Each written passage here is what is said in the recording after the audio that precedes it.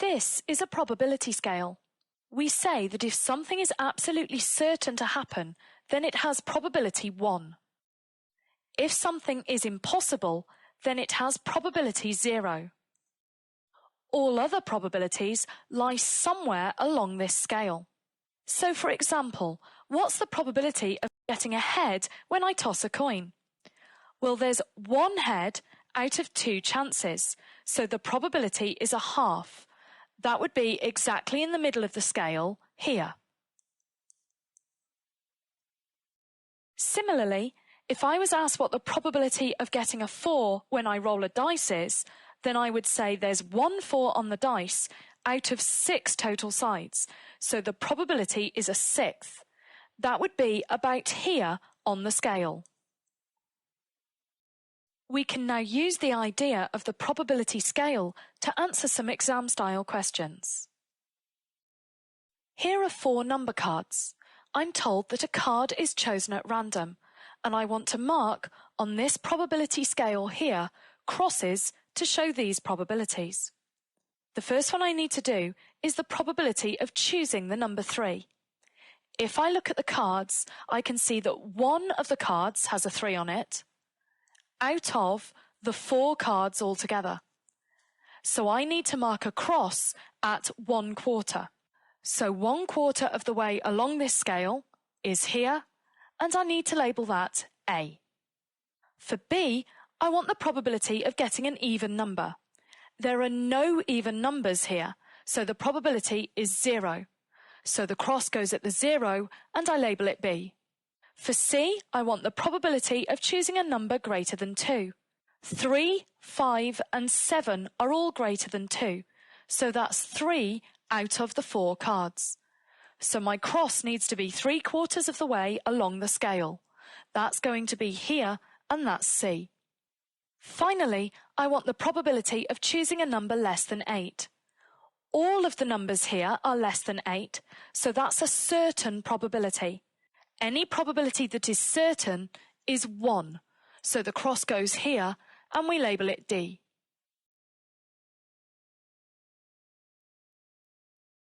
Here are some questions for you to try. Press pause and have a go. When you're ready for the answers, press play. Here are the answers.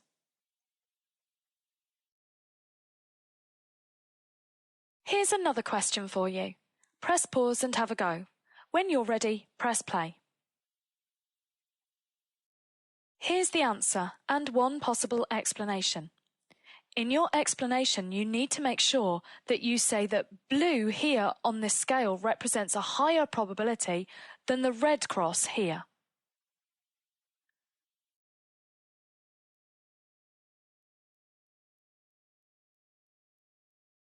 "20 people were asked what their favourite colour was, and I'm being asked to put all of their answers here into this tally chart. Now it's really tempting to say, right, the first colour's red, so I'm going to go through and count up all the reds. But that's not the most efficient way of doing it. You really only want to have to actually look at this data once, so the way we tally is by marking them into the tally chart as we go. So we start with one red and mark it. Pink, blue, then another pink, and a green. We carry on in the same way.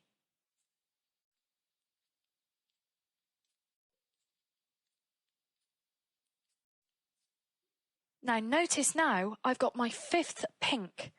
When I mark it on my tally, I make a little gate like at a farm. Now I've finished tallying, I can fill in the frequency column. All I need to do here is put how many tallies I've got. So there's 2 there, 6 there, 3, 3, 2, and 4. One way to check your work is to add up the frequencies. We're told that there are 20 people, so these numbers should add up to 20. I've got 8 plus 3, that's 11, 14, 16, 20. So I think that my tally chart is correct. Here's one for you to try now.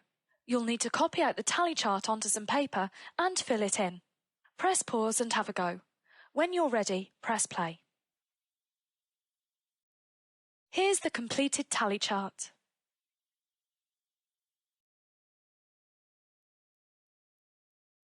I'm now being asked to draw a bar chart to represent the data in this table here. The first thing we need for a bar chart is a set of axes. The vertical axis will have frequency on it, so the highest number I need to go up to is 6. On the horizontal axis, I'm going to have my different colours. I now need to label these. So I've got 0, 1, 6, and that's frequency. And at the bottom here, I need the 4 different colours. So I'm going to have red, pink, blue, and green. And these were the colours. Notice how I've left gaps in between the spaces for the bars. Now I'm ready to draw the bars. The red bar needs to go up to 2. Pink needs to go up to 6. Blue needs to go up to 3. And green also goes up to 3. To finish our bar chart, we need to give it a title. This shows people's favourite colours. In an exam situation, you'll want to make your bar chart much more neat than this, so I'm just going to tidy this up a bit. So this is my finished bar chart. There are a few really important features.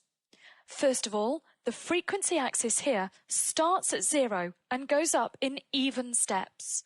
It's also labelled frequency. I've also got a label at the bottom here for the colours. Notice I've got even gaps in between the bars. This is a really important feature of a bar chart. And finally, the bar chart has a title to explain what it actually shows. Here's one for you to try. You'll need to draw a bar chart to represent this data onto some squared paper. Press pause and have a go. When you're ready, press play. Your finished bar chart should look something like this.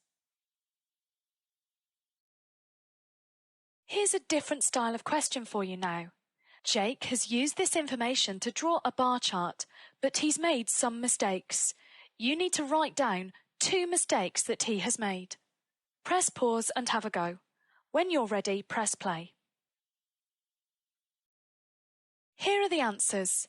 You need to have any 2 out of these 3 possibilities.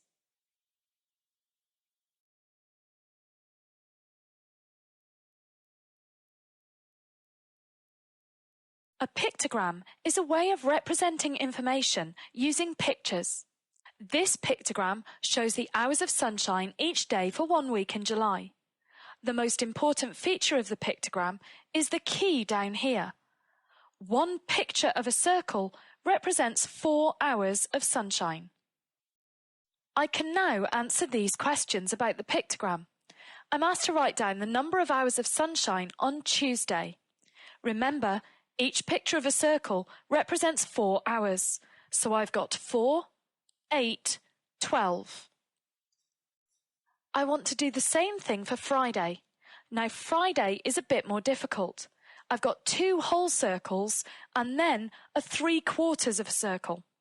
If I look at my key, I know that one circle is 4 hours of sunshine. So if I split this into quarters, I know that each of these segments is 1 hour of sunshine. I can do this here as well. Now I can see I've got 4, 8, 9, 10, 11. So on Friday there were 11 hours of sunshine. I'm then told that there were 4 hours of sunshine on Saturday and 9 on Sunday, and I'm asked to complete the pictogram. So on Saturday I want 4 hours of sunshine, that's 1 whole circle. And on Sunday I want 9 hours. 1 whole circle is 4. Another whole circle takes me to 8, so I just want 1 more hour of sunshine. Remember, that's represented by 1/4 of a circle, which I can draw in like this. This is the finished pictogram.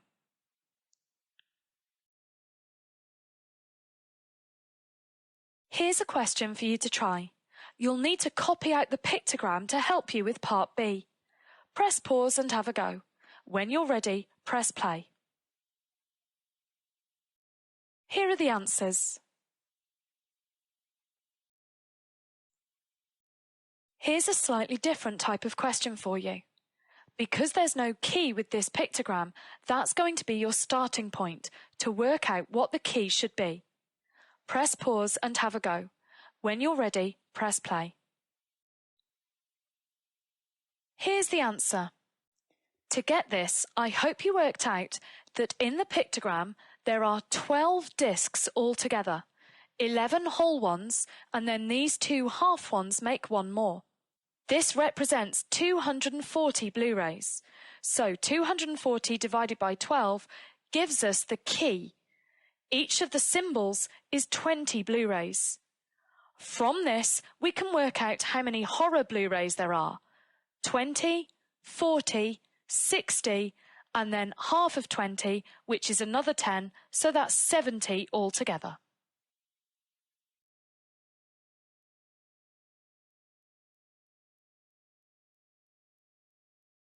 This clip is about frequency trees. This is what a frequency tree looks like, and I'm going to use the information up here to fill it in. I'm going to use a line-by-line approach to fill in the missing numbers in the frequency tree. The first line tells me that 50 people took a driving test, and you can see that there's a 50 here already, so that must be that line. This line tells me that 35 people predicted that they would pass. So this is where I'm going to put the prediction, and this is the pass, so that's 35 in there. Now when you take a driving test, you can only pass or fail, so straight away I can work out what number goes in here. If there were 50 people and 35 predicted they would pass, then 15 must have predicted that they would fail. This line tells me that 28 of the people who predicted they would pass did actually pass, so this is the result. So for the 35 people that predicted they would pass, 28 of them did pass. Again, because they can only pass or fail, we can work out this number here. 35 take away 28 is 7, so 7 of the people who said they thought they were going to pass must have actually failed. This line tells me that 40 people passed altogether. Now, I already know that 28 people have passed that predicted they would, and I need to make it up to 40 here with people who predicted they would fail. So 40 take away 28 is 12. This tells us that 12 of the people who predicted they would fail actually passed. That means that 3 of them did fail, and this finishes off the tree. One way of checking your answer is to add up all of these, and it should come to 50, and all of these should come to 50 as well. They both do, so I think my answer is correct. Here's a question for you to try. Press pause and have a go at it. When you're ready for the answers, press play. Here are the answers.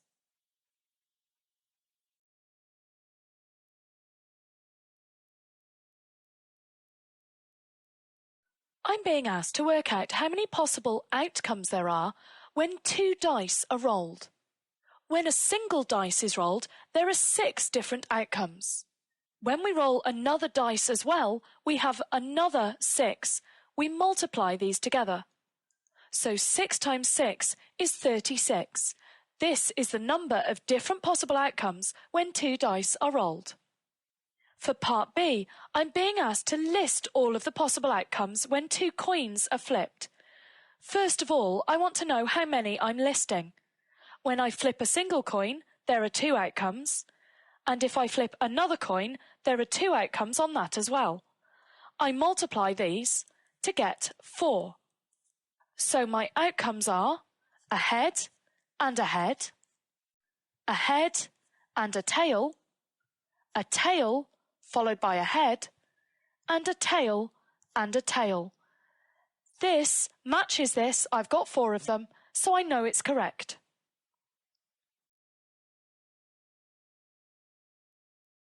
Here's a question for you to try. Press pause and have a go. When you're ready, press play. Here, we're flipping a coin and rolling a dice. When a coin is flipped, there are 2 outcomes, heads and tails, and when a dice is rolled, there are 6 outcomes. Multiplying these tells me that there's going to be 12 possible outcomes altogether. I know that the first one is a head and a 1. So I'm going to have a head and a 2, a head and a 3, etc. Now I need to do the same thing for the tails. So I would have a tail and a 1, a tail and a 2, all the way down to a tail and a 6. Now I've got all 12 possible outcomes. Here are your final questions. Press pause and have a go. When you're ready, press play. Here are the answers.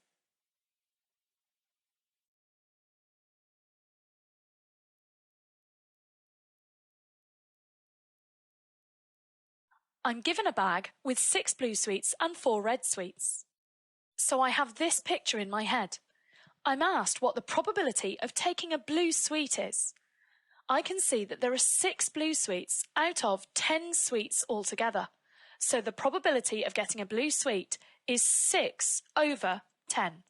I write my answer like this. You'll find that answers to probability questions are always fractions or decimals. I'm going to leave mine as a fraction because that's easier. You also don't need to simplify the fraction in any way, so this is a finished answer. For part B, I want to know the probability of getting a red sweet. There are 4 reds in the bag, so that's 4 over 10. And again, I leave my answer like this.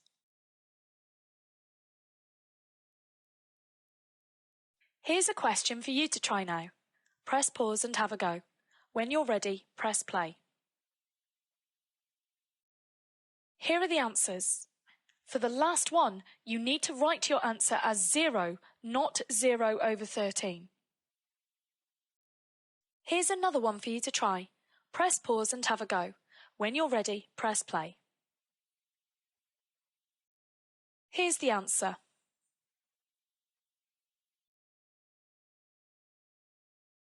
In this question, I'm told that 3 fair coins are flipped, so I can start by writing down all the possible outcomes.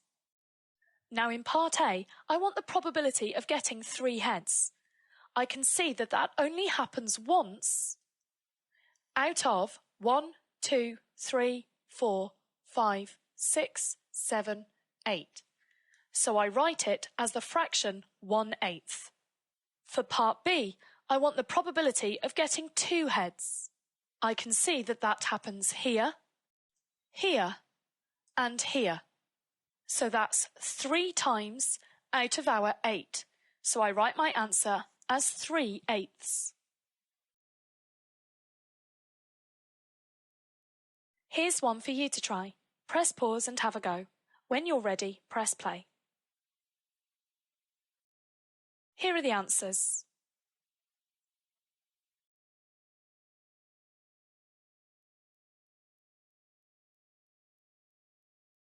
When you play a game of tennis, you either win it or you lose it, so the probabilities must add up to 1.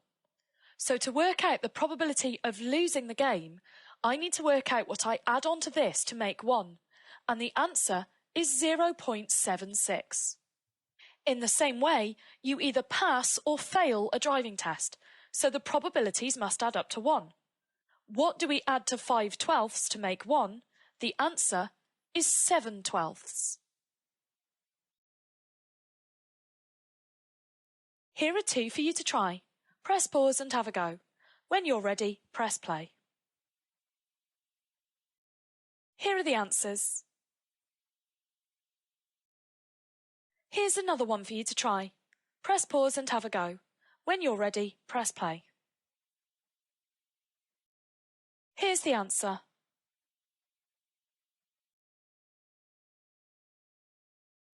Once again, because you can either win, lose, or draw a game of football, we know that the probabilities are all going to add up to 1.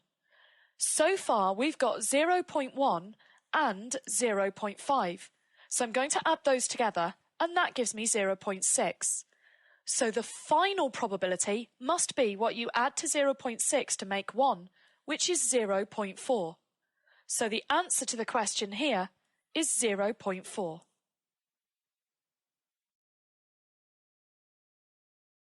Here's a question for you to try. Press pause and have a go. When you're ready, press play. Here's the answer. Finally, here's one more question for you. Press pause and have a go. When you're ready, press play.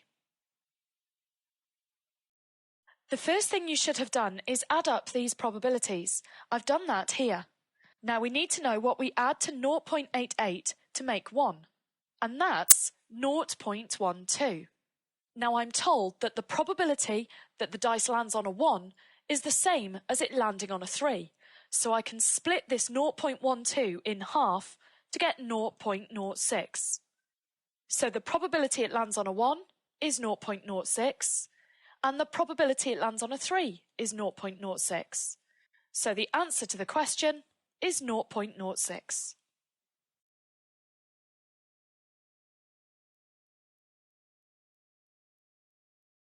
This is called a two-way table because it can be read acrossways to get the totals here and down to get the totals here. Once you realise this, filling it in is quite straightforward. The way to start is to find any row or column where there's only one missing number. I've got 3 of those. If I start here, I know that these two numbers must add up to make 28. I add 9 onto 19 to make 28, so the missing number is 9. Here, I know that these two numbers must add up to make 90, so this missing number here is 58. Here, I know that all of these numbers add up to make 90. For this one, I need to add the 34 and the 28 together first. 4 and 8 is 12. 3 and 2 is 5, add the 1 is 6. So this adds up to 62. I add 28 onto 62 to make 90, so this must be 28. Now putting these 3 numbers in has opened up some other numbers that I can find. For this one here, I know that these numbers must add up to make 32. 13 add 9 is 22, so the missing number here must be 10. I know that these two add up to make 28, so the missing number is 15. Now, this last one has opened up. I know that this has got to add up to 34, so this number must be 24. I can also use this to check. These numbers here need to add up to 58. That's 15, 24, and 19. 5 and 4 is 9, add 9 is 18. 1 and 2 and 1 is 4, add 1 is 5. I get 58, which matches this, so I know that my answers must be correct.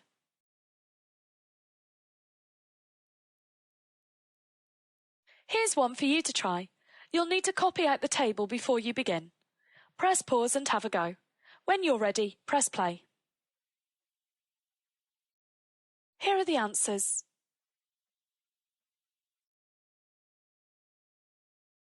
Here's another one for you to try. This time, some of the information is in the words up here. You need to put these numbers into the table before you start work on it. Press pause and have a go. When you're ready, press play. I hope you started by realising that this number here is the total of the totals, so we put that here. 42 is the number of students that are male, so that goes here. And 13 females study French, so that goes here. Once you've got all the information in the table, you fill it in as normal. Here's the completed table.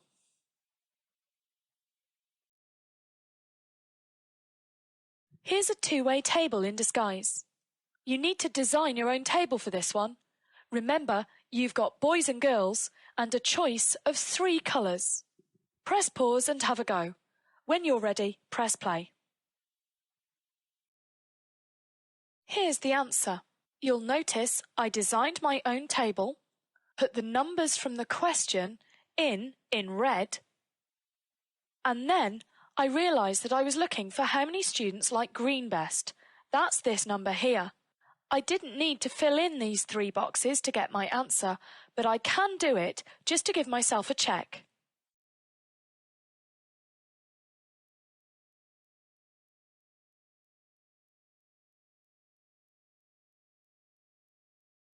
There are 3 types of average that you need to know how to calculate: the mean, the median, and the modal average, which is also sometimes called the mode. To calculate the mean, you add all of the numbers together and then divide by how many there are. To calculate the median, you put the numbers in order and then find the middle. The mode is the most frequent number in the list of numbers. Associated with these, there's also something called the range, which a lot of people mistake for another type of average. But it's not. The range is actually a measure of how spread out the data is.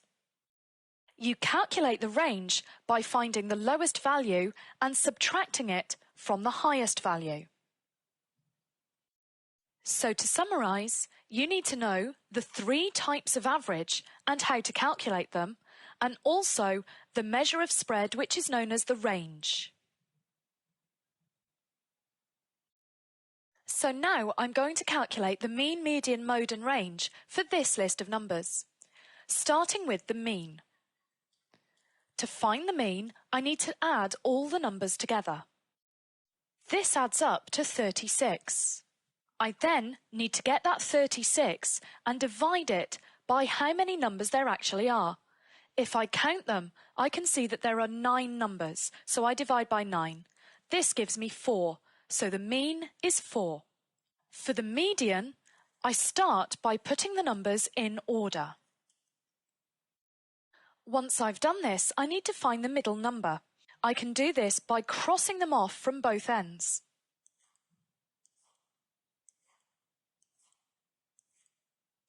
I'm left with a 3 in the middle, so the median is 3. For the mode, I just need to find the most common number in the list. Looking up here, I can see that I've got more 3s than anything else, so 3 is the mode. For the range, I need the highest number in the list, that's 10, and I need to take away the lowest number in the list, that's 1. So the range is 9.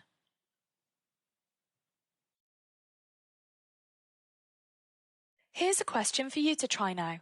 Press pause and have a go. When you're ready for the answers, press play. Here are the answers.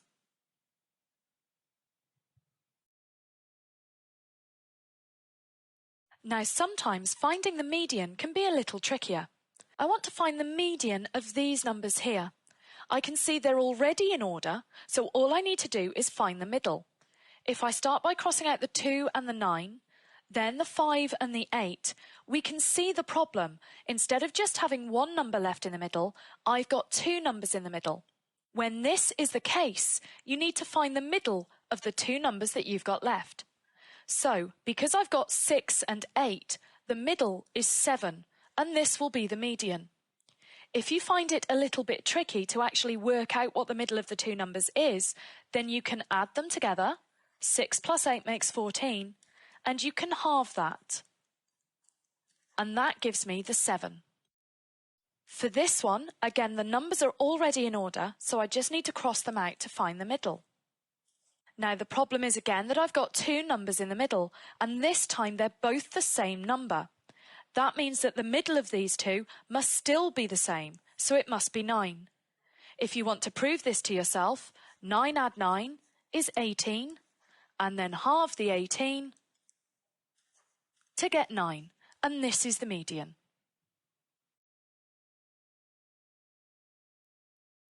Here's a question for you to try. Press pause and have a go.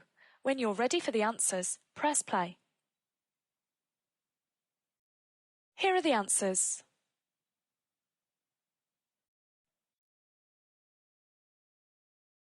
When you work out the mean of a group of numbers, it's like you're getting all of the numbers together and then sharing them out evenly so that they're actually all the same. This concept helps us answer this question. I'm told here that the mean of the 6 cards is 5, and I want to know what the number on the blank 6th card is going to be. Now, if the mean is 5, that's the same as every card being worth 5. I can use this to help me get the total. I can see that I've got 6 cards and they're all worth 5, so that tells me that the total must be 30. Now I can use this to work out this missing number.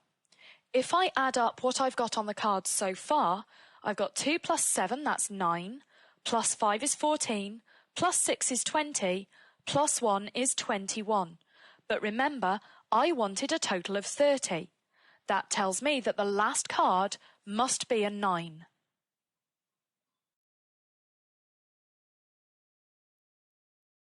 Here's one of those for you to try now. Press pause and have a go. When you're ready, press play. Here's the answer.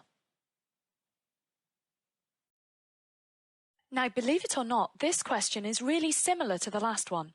You can use a calculator to help you with this one, though. Press pause and have a go. When you're ready, press play. So the first thing we know is that there were 7 girls and the mean time was 9.14. So to get the total time, we do 7 times 9.14, and that comes out to be 63.98. Now we need to add all of these times together. This comes to 55.26. Now to work out Joe's time, we can take this away from this. So that's 63.98, take away 55.26, and that gives us Joe's time as 8.72 seconds. Now the question asks, what position did Joe come in the race? Remember, when you're running a race, the fastest person will win, and they'll have the shortest time. So this person here has the shortest time, so they come first. Joe's time is 8.72, which is actually the next time. So Joe comes second in the race.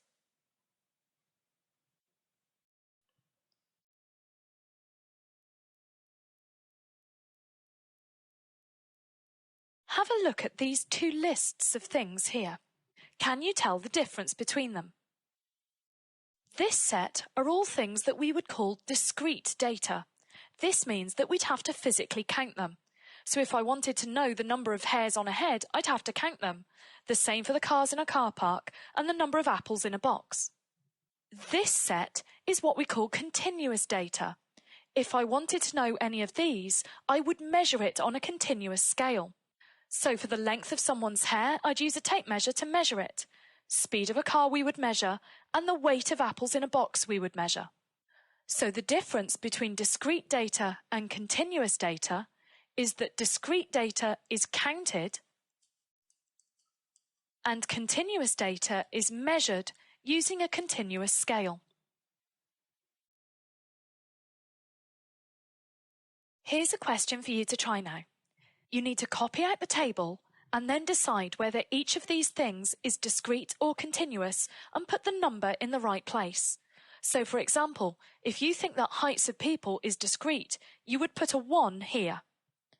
Press pause and have a go. When you're ready, press play. Here are the answers.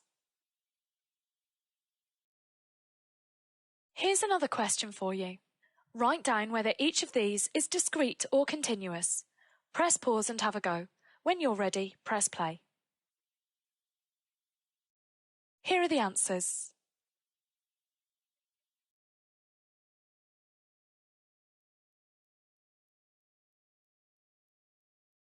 This is a vertical line graph. It shows the number of cats owned by some families. I want to know how many families owned 2 cats. So on the number of cats axis, I find the 2 and then read up. I can see that 3 families own 2 cats. In a similar way, I want to know how many families own 6 cats. So I find 6 on the number of cats axis, and I can see that there's no line here, so that must mean that no families owned 6 cats. Now you could also be asked how many families there were in total.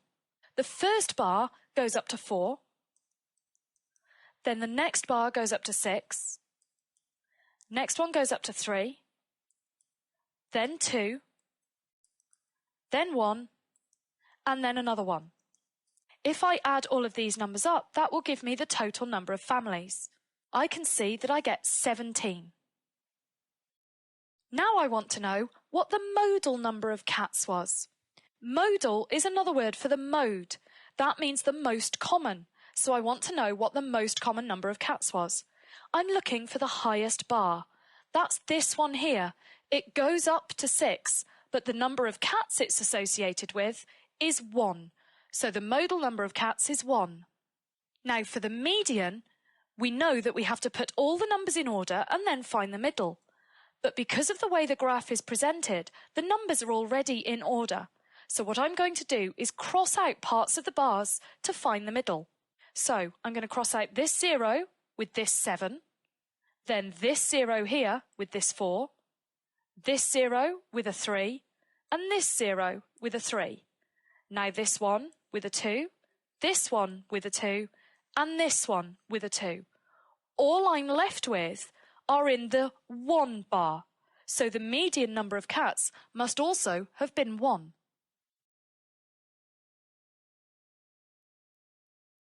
Here's a question for you to try. Press pause and have a go. When you're ready for the answers, press play. So the modal number of goals is the highest bar. It goes up to 6, but it's associated with 2 goals, so the answer's 2. For the number of matches the team played in total, I need to add up all the heights of the bars. So that's 1 plus 4 plus 6 plus 3 plus 4 plus 1. That's 19. So the team played 19 matches in total. For the median number of goals, I'm going to do the crossing out trick again. So the 0 with the 6, one of the ones with a 4, another one with a 4, another one with a 4, another one with a 4. Then a 2 with a 3, a 2 with a 3, a 2 with a 3, and all the time left with are 2s. So the answer's 2. Here's another question for you to try. Press pause and have a go. When you're ready for the answers, press play. Here are the answers.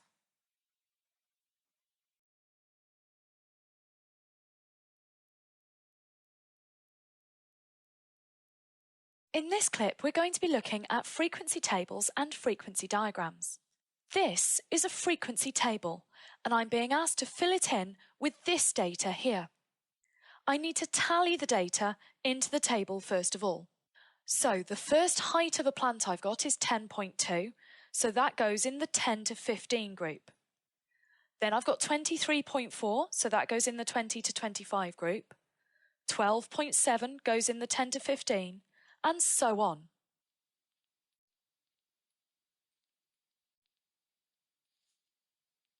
Now when I get to this one here, the number is 15.0, and I've got 2 groups that it looks like it could go in. I've got a 15 here, and I've got a 15 here. So I need to know which group I put 15.0 in. We have to look at this notation here. This group is allowed to have 10 in it, but it doesn't actually go all the way up to 15. This means it's less than 15, so it goes up to 14.99999.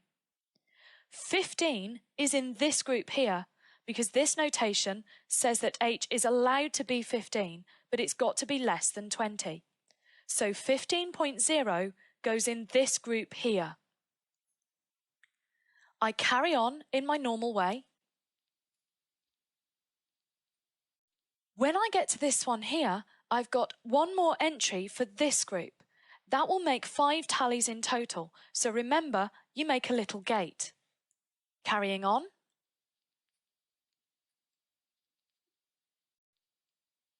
And now I've finished tallying all the data. Now I need to fill in the frequency column. To do this, I count my tallies. So I've got 2 here, 3 here, 7 here, 5 here, and 3 here. As a quick check, the question tells me that there were 20 plants, so these numbers should add up to 20. I've got 5, 12, 17, 20. So that tells me that I've definitely tallied all of the data. So this is my completed frequency table.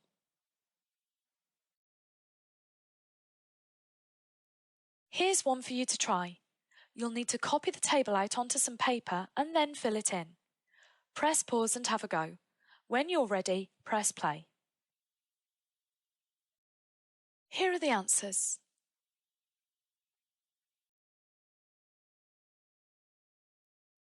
Now we're going to look at how we actually draw a frequency diagram. To do this, I've got a completed frequency table here, and I want to draw the frequency diagram onto this squared paper. The first thing I need to do is look at the highest number in my frequency column. I can see that's 6, so my vertical axis will be frequency, and it needs to go up to at least 6. So it will look like this. Notice I've got 0 at the bottom, I've gone up to 6, and I've labelled it frequency. I've also drawn my horizontal axis ready to be labelled. Now the horizontal axis needs to have the heights on it. It needs to go from 0 to 20, and if we look at the groups, we can see that it needs to go up in 5s. So this is how I label the axis here. My first group is from 0 to 5, but I don't write 0 to 5 like that. Because I've got continuous data, I can use a continuous scale. These are the heights, so I make sure I label it. Now I'm ready to draw the bars on my frequency diagram. So you'll notice the first group is 0 to 5, and that goes up to 1. So between 0 and 5, I've got a bar height of 1. The next group is 5 to 10, and that goes up to 3. So between 5 and 10, I've got a bar height of 3. And notice that because they share the 5, the bars actually touch each other. I carry on in the same way until I've drawn all of the bars. Finally, I put a title on to finish off the frequency diagram. This was about the heights of plants, so that's what I've called it. This is now the finished frequency diagram. Here's one for you to try. You'll need some squared paper for this question. When you're drawing your horizontal axis, it doesn't actually have to start at 0. You'll notice here the numbers go from 50 to 70, so this is what you need to have on your axis. Press pause and have a go. When you're ready, press play. Your finished frequency diagram should look something like this.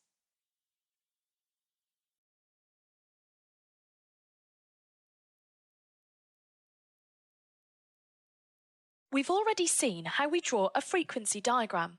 We're now going to look at how we draw something called a frequency polygon.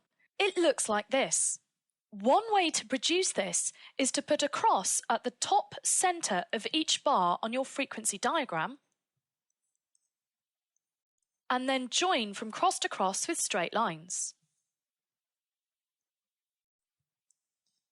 If you were then to erase the bars, you would be left with a frequency polygon. Obviously, when you're drawing a frequency polygon, you don't actually have to draw the diagram first. You can just imagine the bars and put the crosses in the right places. So let me show you. I'm being asked to draw a frequency polygon for this information, and I've got some squares here. First of all, I need a set of axes.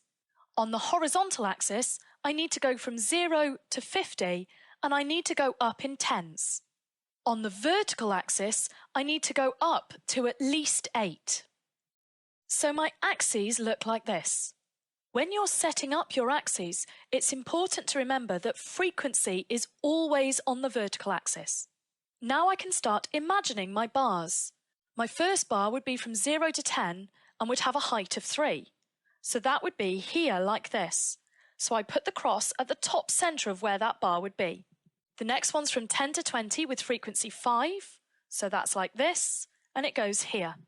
20 to 30 with frequency 8, so 20 to 30, find the middle and go up to 8. 30 to 40 frequency 4, 30 to 40, find the middle and go up to 4. And then 40 to 50 with frequency 2, 40 to 50, find the middle and go up to 2. Now I need to join these with straight lines and I must go in the right order. So from here to here, up to the top, down to here, and then this finishes it off. Obviously, in a real exam situation, you need to make sure you use a ruler, so I've tidied it up a bit here, and I've also put on a title. This was the heights of plants.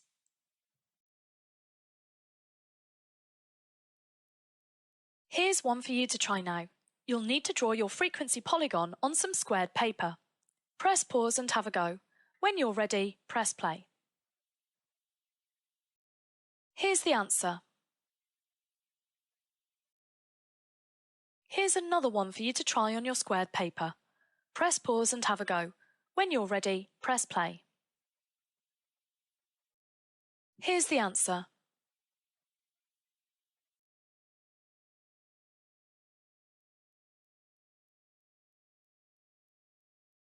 In this question, I'm told that on a biased dice, the probability of getting a 6 is 0.3. This means that every single time I roll the dice, I get 0.3 sixes. Now, obviously, that's ridiculous, but what I'm going to do is roll the dice 250 times. So I will get 0.3 times 250 sixes. I can now work this out and I get 75. So I would expect to roll 75 sixes. Here's one of those for you to try. Press pause and have a go. When you're ready for the answer, press play. Here's the answer. Here's another one for you to try. Press pause and have a go. When you're ready for the answer, press play. Here's the answer. You should have worked out how many boys you would expect to be vegetarian, how many girls you would expect to be vegetarian, and then add them together to get the total.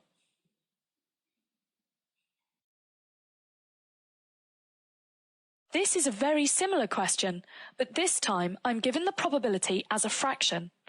I'm still going to do it in the same way. So I've got 2/5 multiplied by 600. If this was a calculator question, then I would type 2 divided by 5 times 600 into my calculator, and this would give me the answer. If it's not a calculator question, then I need to do 600 divided by 5, which is 120, and then multiply that by the 2, which is 240. So the answer for the question is 240. Here's one of those for you to try. Do this one without a calculator. Press pause and have a go. When you're ready for the answer, press play. Here's the answer.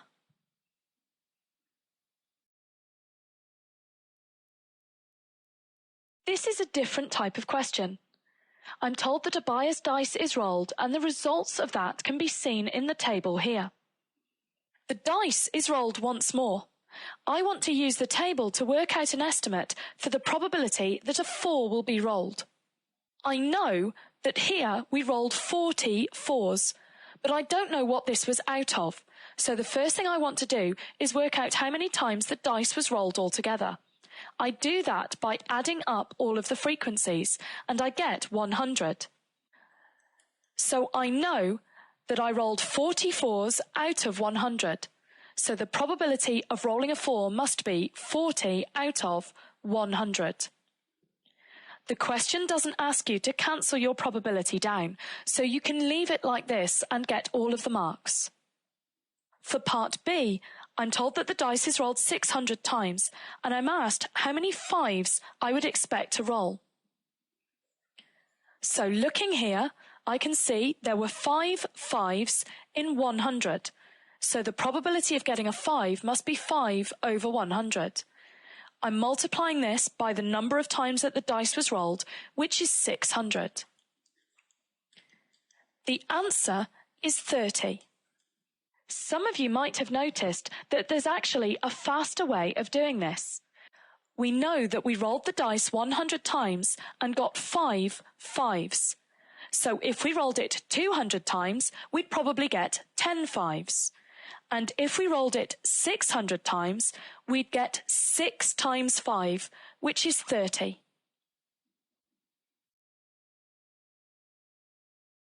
Here's one of those for you to try.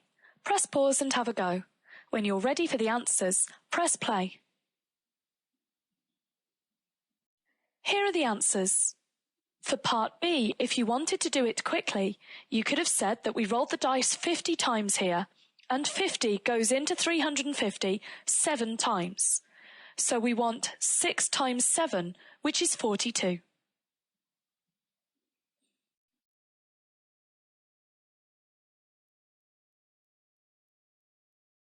A possibility space is a way of showing all of the possible outcomes when two events occur. For example, if our first event is rolling a dice, then the possible outcomes are getting a 1, 2, 3, 4, 5 or 6. If our second event is flipping a coin, then the possible outcomes are getting a head or a tail. Now, what if we're interested in what happens when we roll a dice and flip a coin? We show it in a possibility space like this. We could get a 1 and a head, a 2 and a head, a 3 and a head, and so on. So the completed possibility space looks like this, and we can see that there are 12 possible different outcomes when we roll a dice and flip a coin. Here's a typical exam question now. I'm told that a game is played with this fair spinner. The player spins it twice. The score is the difference between the two numbers that they spin. I need to complete the possibility space. Notice that we've got the first spin and an option of 3, 4, 5 or 6, and the second spin with the same options. So here they've spun a 3 and a 3. The difference between the two 3s is 0. Here they've spun a 4 and a 3. The difference between those is 1. This one's already filled in. Here they've spun a 6 and a 3, and the difference between those is 3. I can continue this for the whole possibility space. I get this. I can now use the possibility space to answer this probability question. I want to know what the probability of scoring a 0 is.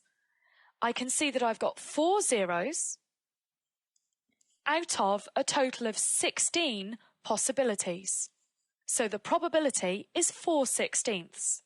You might be tempted to cancel this fraction down, but because it's a probability question and they don't ask you to cancel, you actually don't have to.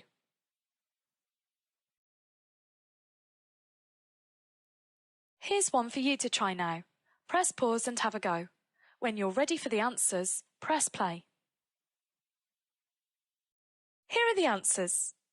To get this one here, I counted how many 8s appeared in the table. You should be able to see that we've got 5 here. There are 36 possibilities in total, so the fraction is 5 over 36. Now here's a deceptively simple looking question, which actually most people in the world get wrong the first time they try it. The trick is to remember that this clip is about possibility spaces and use that to help you. Press pause and have a go. When you think you've got the answer, press play. If the answer you've got is a half, then I'm afraid you're not correct. Press pause and have another go. When you're ready, press play. The first thing to realise is that the neighbours have 2 children. When people have a child, it can be a boy or a girl. If they then have another child, It can also be a boy or a girl. This gives us our possibility space to fill in. So we have 2 boys, a boy and a girl, where the boy is the older brother, a girl and a boy, where the girl is the older sister, and 2 girls. We've already seen a little girl playing in the garden. That tells us straight away that they definitely do not have 2 boys. So it's now going to be one of these 3 options. We're asked for the probability that the other child is also a girl, so the only one that fits is the girl-girl option. That gives us 1 out of 3. So the answer to the question is a third. The trick for the question is to realise that because you have some information that there's already one girl, you can eliminate one of the options in the possibility space, leaving you with just 3 options.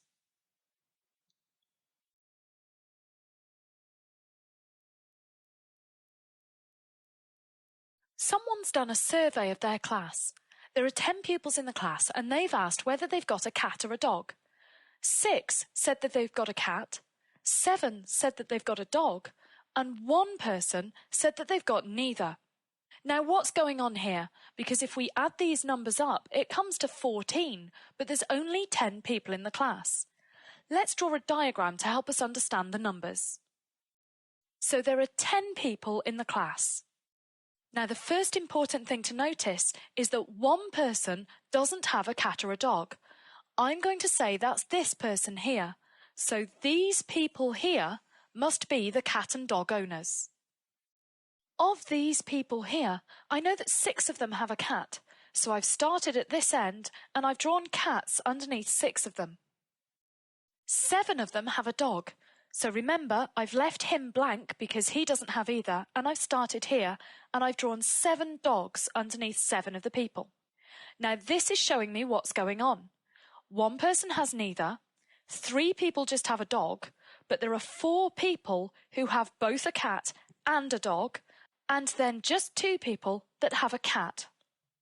Now we don't want to have to draw little people and little cats and dogs every single time we're presented with this sort of information. So in maths we have a special diagram which we can use to show this information, and it's called a Venn diagram. We start with a rectangle. And inside this rectangle are going to be all of the people in the class. Inside the rectangle, I'm going to put a circle.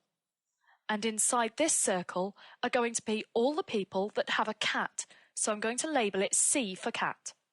There's also another circle inside the rectangle, and inside this circle are going to be all the people that have a dog, so I'm going to label it D for dog.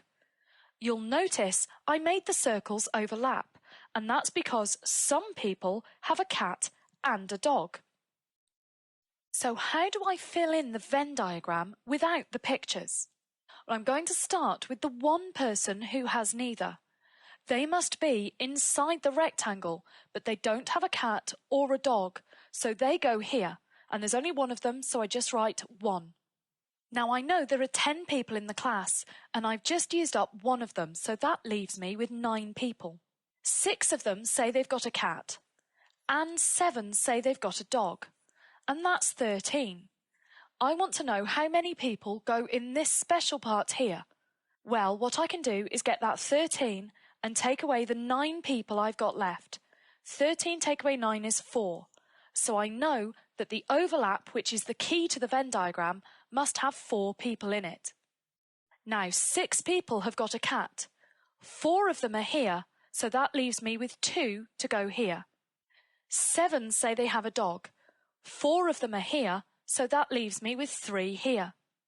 I've now got a number in each section of my Venn diagram. To check it, I can add them up, and they should come to 10. I've got 2 and 4, that's 6, plus 3 is 9, plus that one there is 10, so all the people are shown on the Venn diagram.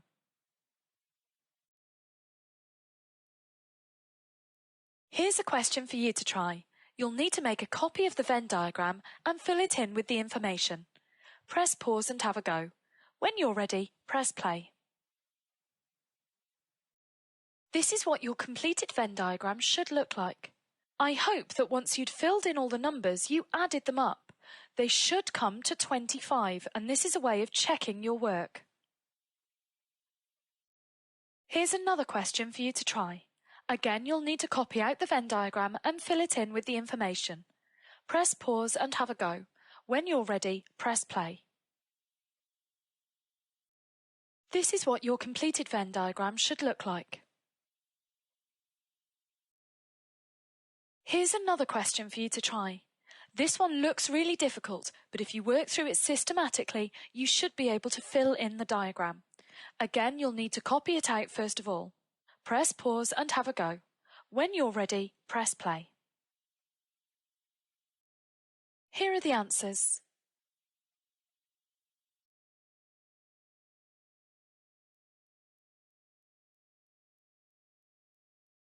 In this clip, we're going to look at some special notation used in Venn diagrams. The first bit of notation looks like this. When you see this symbol here, which looks a little bit like a lowercase n, it means the intersection of A and B. So on the Venn diagram, I would shade in this section here if I was asked to shade the part that represented this. The next special piece of notation is this, and it looks a little bit like a lowercase u. This means the union of A and B. So that's everything in A and everything in B as well. So I need to shade in everything in A and B. The final bit of notation is this. Now this means the complement of A, but you might like to think of it as meaning not A. So shading this on the diagram would look like this. You'll see that I've shaded everything that's outside of the A circle. So to summarise, this means the intersection, that's this part. This means the union, that's everything in A and B. And this means the complement of A, or not A, so that's everything outside of A. Here are some for you to try now. You'll need to copy the Venn diagram 3 times and then shade the appropriate parts. Press pause and have a go. When you're ready, press play. So for A, we want the complement of A, that's everything that's not in A, united with everything that is in B. So everything that's not in A is this, and I need to include everything that's in B as well. So we also need to shade in this part, and this is the finished answer. For part B, we want the complement of A union B. So this is everything that's outside of A and B. So that's this. For C, we want the complement of A intersect B. So that's everything that's outside the intersection of A and B. So this is the answer for that one.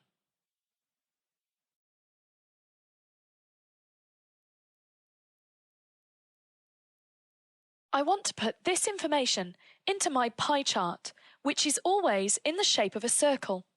We know that in a circle there are 360 degrees. We can think of this as 360 slices of pie. I want to share my 360 slices of pie between all of these people here. To find out how many I've got altogether, I add them up and get 90. So now I need to do 360 shared between or divided by 90. That's 4, so each person gets 4 slices of pie. In other words, each person is worth 4 degrees on the pie chart. I can now work out the angles I need by multiplying each of these numbers by the 4 that I've just worked out. 17 times 4 is 68. 19 times 4 is 76. 43 times 4 is 172, and 11 times 4 is 44. I can check these by adding them up. They should come to 360, and they do. Now I'm ready to draw these angles onto my pie chart. So I get my protractor, Move it into position on my pie chart and mark off the first angle, which is 68 degrees. Moving my protractor out of the way, I can now draw a line. Once I've done that, I need to label this as the first section, which is walk. For the next section, I put my protractor on like this. Notice that I've lined up the 0 with the line that I just drew. The next section is 76 degrees, so that's here. Then I get my protractor out of the way and draw the line. I label this section cycle. I put my protractor back on ready for the next section. Again, notice that I've lined up the 0 with the line that I've just drawn. I want to measure 172 degrees, so that's all the way round here. With the protractor out of the way, I can draw in my final line. This section is labelled bus, and the good news is that you always get the last one for free, because this will be the amount that's left here. I just need to label it car. This is my finished pie chart. Here's one for you to try. Press pause and have a go. When you're ready, press play. Here's the answer. Just out of interest, whilst we're talking about crisps, I bet if you go and find any bag of crisps and look at the use-by date, you'll find that it's on a Saturday.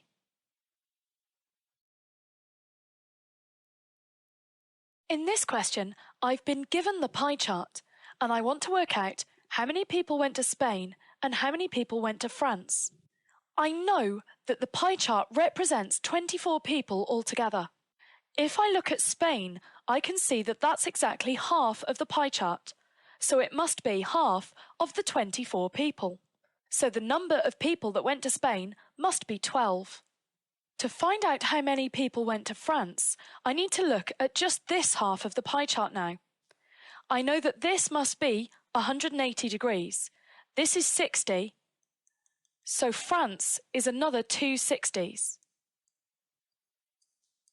Remember, I know that 12 people went to Spain and there are 24 people altogether, so this half of the pie chart must be 12 people. If I split it into 3 equal bits, that's 4 people for each piece. So France was the destination of 8 people altogether.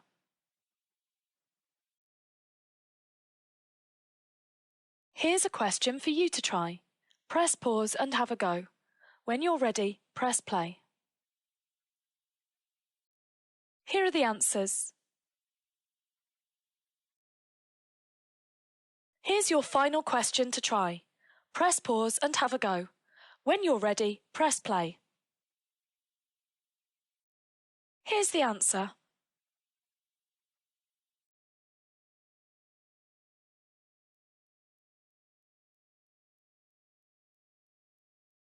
In this question, I'm asked to draw an ordered stem and leaf diagram to show this information.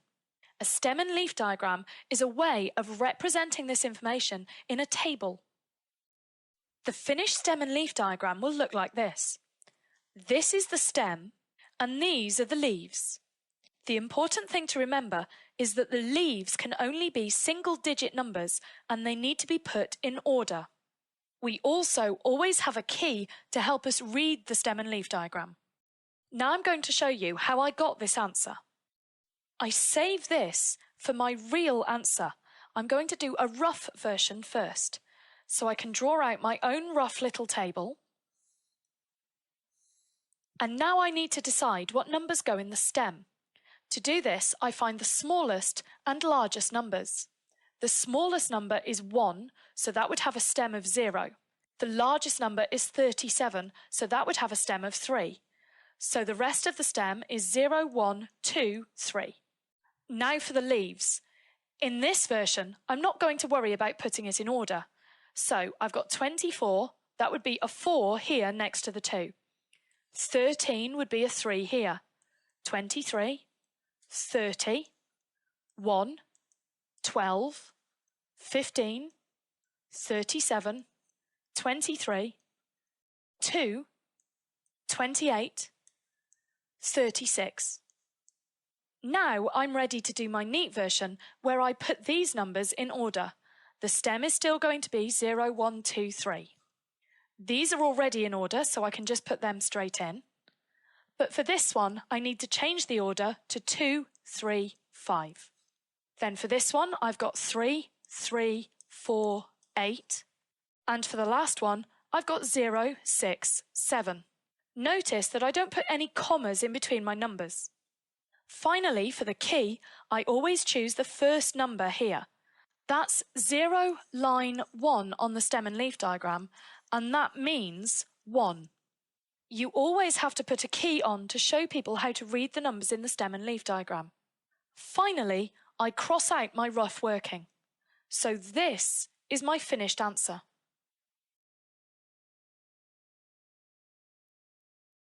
Here's one for you to try. Remember that the leaves can only be single-digit numbers, so your stem for this one is going to be 70, 71, and so on. Press pause and have a go. When you're ready, press play. This is what your finished stem and leaf diagram should look like.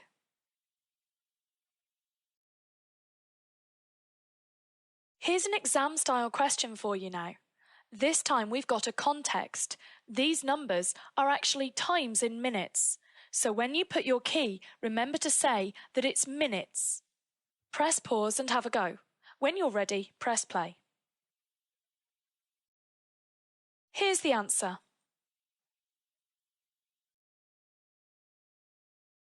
Finally, here's another exam-style question for you. This time they've given you the numbers that appear in the stem. So you just need to do the leaves and don't forget to do the key as well. Press pause and have a go. When you're ready, press play. Here's the answer.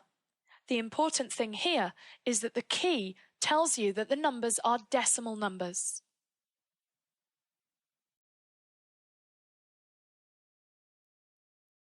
This stem and leaf diagram represents some data about the ages of teachers in a maths department in a school. I want to know how many teachers are under 40. Using the key to help me, I can see that this teacher here is 44. So the teachers that are under 40 are all of these ones here. So I've got 1, 2, 3, 4, 5 that are under 40. Now I want to work out the median age. The safest way to do this to make sure that you get the right answer is to take all of the data out of the stem and leaf diagram. The first teacher is 25. Then the next one is 28. The next one is 28. The next one is 32. And so on. Now that we've done this, we can cross them off from either end to find the middle one, which will be the median. Doing that leaves 44 here, so the median age is 44 years old. For part C, I'm told that the oldest teacher retires and is not replaced, and I want to work out the new median age. So to do this, I'm going to write this list out again, but I'm not going to include the oldest teacher. Now again, I can cross them off from either side until I find the middle. This time, I'm left with two numbers in the middle, so the median will be the middle of these two. That's going to be 40 because it's 4 away from 36 and 4 away from 44. So the new median age is 40 years old.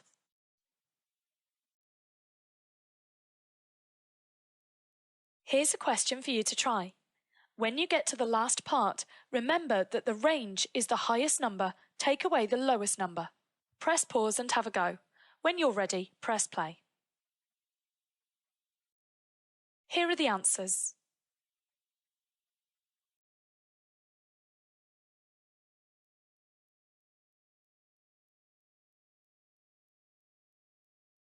In this clip, we're going to be looking at scatter graphs.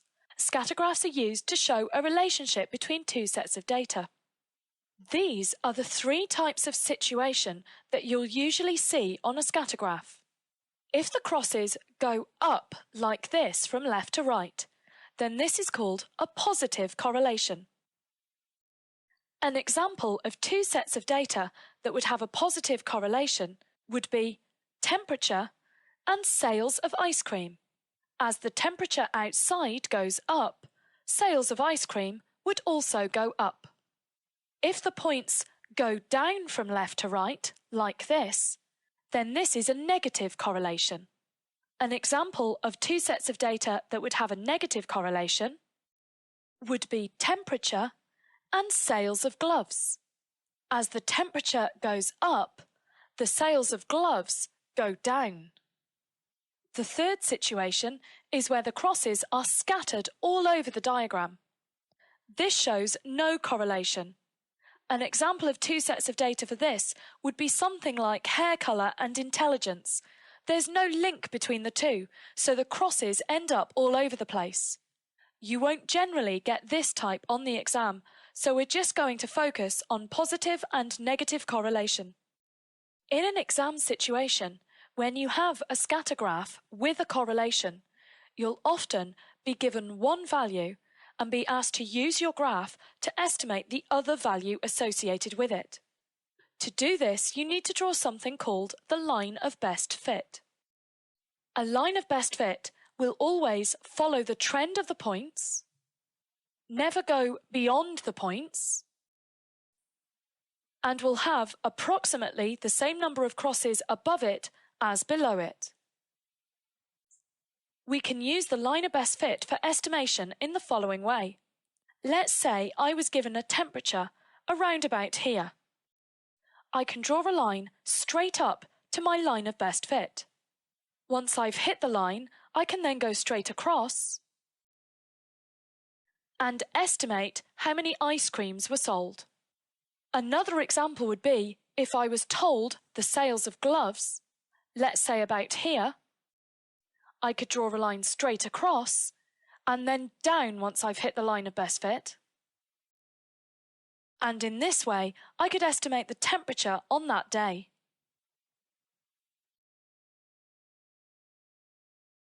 This is a typical exam-style question. The question will usually start by asking you to plot some points on a scatter graph. So I'm being asked to plot the point 40, 50. So I go along to 40 and then up to 50. That's that point done. I do the others in the same way. So this is the completed scatter graph. Now try part B yourself. Press pause and have a go. When you're ready, press play. The quickest way of describing the relationship is to say that there's a positive correlation. Some people prefer to write quite a long description, saying that as the mark in maths gets higher, so does the mark in science. But in an exam situation, it's much faster just to write 2 words. Now you're being asked to use the scatter graph to get an estimate. Whenever you're asked to do this, you need to draw a line of best fit, even though it doesn't ask you to draw one. It's a good rule to remember that whenever you're doing a scatter graph question on an exam, you should always make sure that you've drawn a line of best fit at some point. To help you, I'm going to draw the line of best fit for you for this one. Now, use my line of best fit to answer question C. Press pause and have a go. When you're ready, press play. Here's the answer. Here's the final question for you to try. Press pause and have a go. When you're ready, press play. This is the answer. If we look at the graph, we haven't got any data for maths beyond 45. So we can't use this particular graph to make predictions above 45.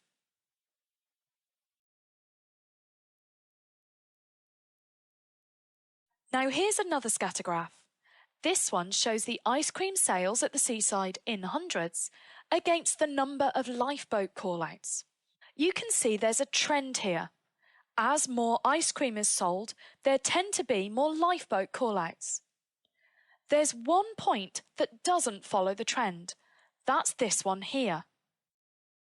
We call this point an outlier, and you're sometimes asked to identify outliers in the exam. Now it looks from this graph as if ice cream sales cause lifeboat callouts because there's a strong positive correlation between the two. But correlation doesn't always imply causation. We need to ask ourselves, would it be a good idea to ban the sales of ice cream to prevent lifeboat callouts? And the answer is, of course, no, that's ridiculous. It's not the ice cream sales that are causing the callouts, even though it looks like it is. There's actually a third factor involved, and that's going to be temperature. As it gets warmer, people buy more ice cream, and more people tend to go in the sea, so there will be more lifeboat callouts. So the third factor is causing the correlation to appear. You might be saying to yourself, well, what happened here then? Well, this might be a day when there was a shark attack, so people stopped going in the sea. It was still hot though, and because they weren't in the sea, they needed something to do, so they bought lots and lots of ice cream.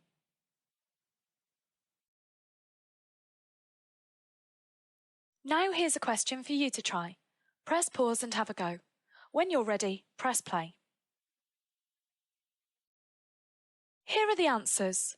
The point that's from before proper records were kept is this one here. We've got a low global average temperature and a low number of pirates, so they obviously weren't keeping tabs on how many there were. The decrease in the number of pirates is not causing global warming. Even though the graph shows a negative correlation, we haven't got causation here. Global average temperature and number of known pirates are both being affected by a third factor, and that factor is time. As the years have passed, global warming has taken place and the temperature has gone up. At the same time, the number of pirates has decreased because piracy is not really a way of life anymore.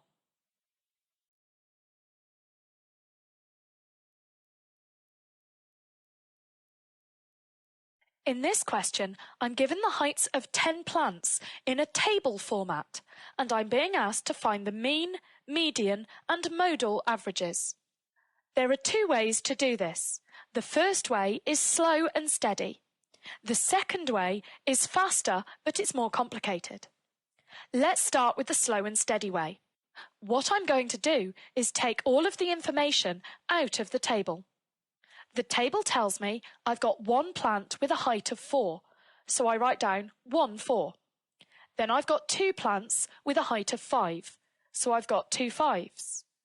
One with a height of 6, 4 with a height of 7, and 2 with a height of 8. Now that I've got the information out of the table, I can find the mean, median, and mode in the usual way. So for the mean, I add all of these numbers up. This comes to 64. I then divide by how many numbers there are. There are 10 of them. 64 divided by 10 gives me 6.4. So the mean average is 6.4 centimetres. To find the median, I need to find the middle number in this list. So I'm going to cross out the 4 and the 8, the 5 and the 8, the 5 and the 7, the 6 and the 7, and I'm left with 2 7s in the middle. The median is the middle of these two numbers, and the number in between 2 7s must also be a 7. So the median is 7 centimetres. Finally, for the mode, I want the most common number in this list. I can see that there's more 7s than anything else, so the mode is 7 centimetres. So that was the slow and steady method, where we take the data out of the table. It takes a little bit of time, but it's very reliable. The only problem is if you've got more than 10 plants. Let's say we had 100. It would take us ages to write all the numbers out and find the 3 averages. So now we're going to look at another method. So for the faster method, when I'm looking for the mean height, I still want to get the total height of all the plants. I do it like this, by drawing an extra column on the table, and in this column I'm going to put the height multiplied by the frequency. So I've got one plant that was 4 centimetres high, so I know that the total height is 4. 2 plants that were 5 centimetres high, so I know the total height there is 10. 1 of 6, so that's 6. 4 of 7, so that's going to be 28. And 2 with a height of 8, and that's going to be 16. The total height will be all of these numbers added together, and that gives me 64. I know that I've got 10 plants. That's all of the frequencies added together. So for the average, I've got 64 divided by 10, and that gives me 6.4. So the mean is 6.4 centimetres. For the median, I want the height of the middle plant. I know that I've got 10 plants, so the middle will be around about the 5th one. So I'm looking for the height of my 5th plant. This is the first one. I've got another 2 here, so that takes me up to 3. Then 1 there, that's 4. So the first one in this group is the 5th one, and that is 7 centimetres tall. So the median is 7 centimetres. The mode is really quick. I'm looking for the most common height of plant. Well, there were 4 plants with a height of 7. This is the most common height. So that was the faster method, where we're looking for the mean, we need an extra column. But for the median and the mode, we just use the data in the table to find the answers. Here's a question for you to try now. You need to decide which of the 2 methods you're going to use. Press pause and have a go. When you're ready for the answers, press play. Here are the answers, and you can see I've done this using the slow and steady method here. And this is what it will look like if you use the faster method.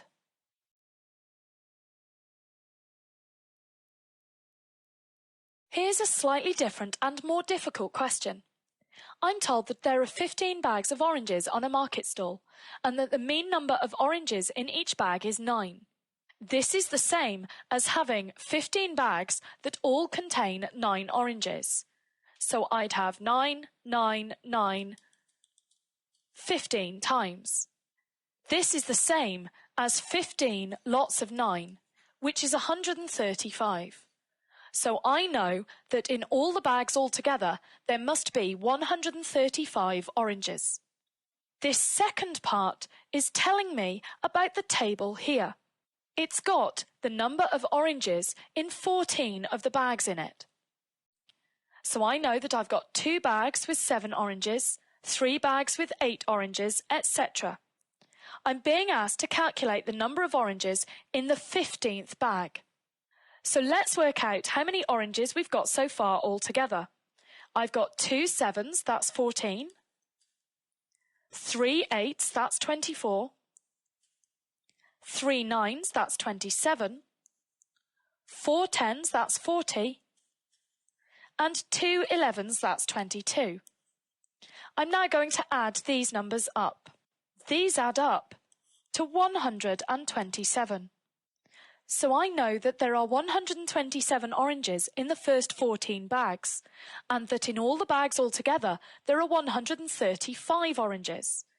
So to find the number of oranges in the 15th bag, I'm going to do 135 take away 127. That gives me 8. So in the 15th bag, there must be 8 oranges.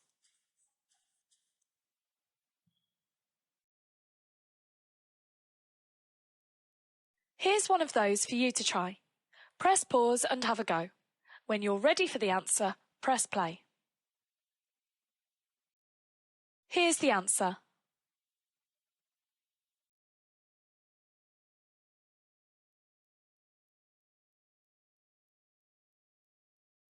In this question, I'm given some information in a table, and I'm being asked to calculate an estimate for the mean. The reason it's going to be an estimate is because the temperatures have been grouped here. The first thing we need to do is find a temperature that best represents each group. To do that, we find the midpoint of each group, so we draw an extra column on the table. This column is going to contain the midpoints, so I call it MP. So I want the midpoint of 10 and 15. I can see that this is 12.5. If you find this difficult, you can always do it by adding the two numbers together to get 25 and then halving that to get 12.5. In the same way, we find the midpoints for all of these. We now need to multiply the midpoint by the number of days, so we need another extra column. We know that this is really the frequency column, so this column here is going to be this, the frequency, multiplied by the midpoints.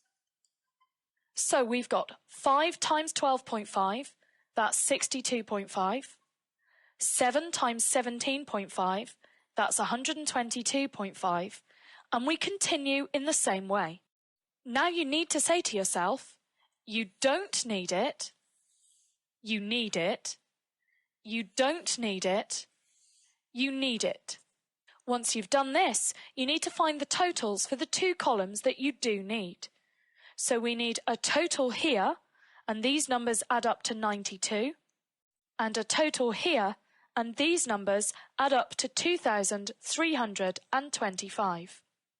To calculate the estimate for the mean, we divide this 2,325 by this 92.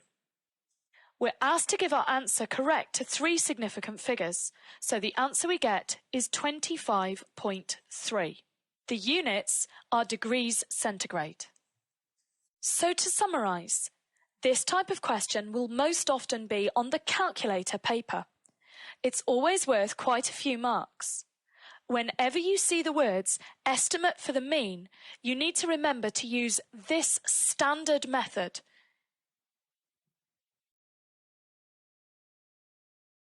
Here's a question for you to try. You can use a calculator for this. Press pause and have a go. When you're ready, press play. Here's the answer. Here's another question for you to try. Be careful when you're finding the midpoints here.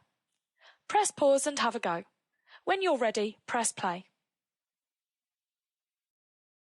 Here's the answer.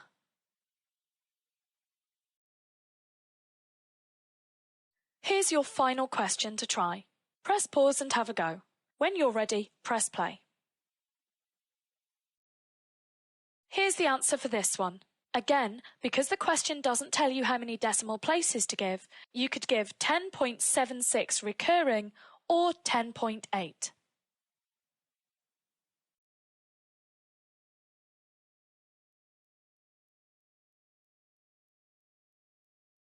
I want to show you how to use tree diagrams to answer difficult probability questions. To start with, though, I'm going to show you how to use it to answer this fairly straightforward question. Tim flips a coin twice, and I want to work out the probability that he gets 2 heads. When he flips a coin the first time, 2 things could happen. He could get a head, or he could get a tail. The probability that he gets a head is a half, so the probability that he gets a tail is a half as well, because the probabilities have to add up to 1. Now, when he flips the coin the second time, if he got a head the first time, he could still get a head or a tail, and again the probabilities are still half. If he got a tail the first time, that doesn't affect it. He's still going to flip the coin again, and he can get a head or a tail, and the probability will still be a half for each. Now, what I've drawn here is what we call a tree diagram, and we can use it to answer probability questions. I want the probability that he gets 2 heads. The probability of him getting 2 heads is shown by these branches on the tree diagram. To work out the final probability, as we go along the branches, we multiply together. So we've got a half times a half. Now 1 times 1 is 1, and 2 times 2 is 4. So the probability of him getting 2 heads is a quarter. Now let's use the same tree diagram to calculate the probability that he gets 1 head and 1 tail. Tim could get a head first, followed by a tail. We know that when we go along the branches, we multiply. So we've got a half times a half, which is a quarter. However, he could also get a tail, then a head. Again, as we go along the branches, we multiply. So this gives us a half times a half, which is also a quarter. So Tim could get one head and one tail this way or this way. To get the final answer, what we need to do is add these two together. So we've got a quarter plus a quarter, which is 2 quarters. So to summarise, as you go along the branches of the tree diagram, you multiply, and when you get to the end and want to get your total probability, you add them together.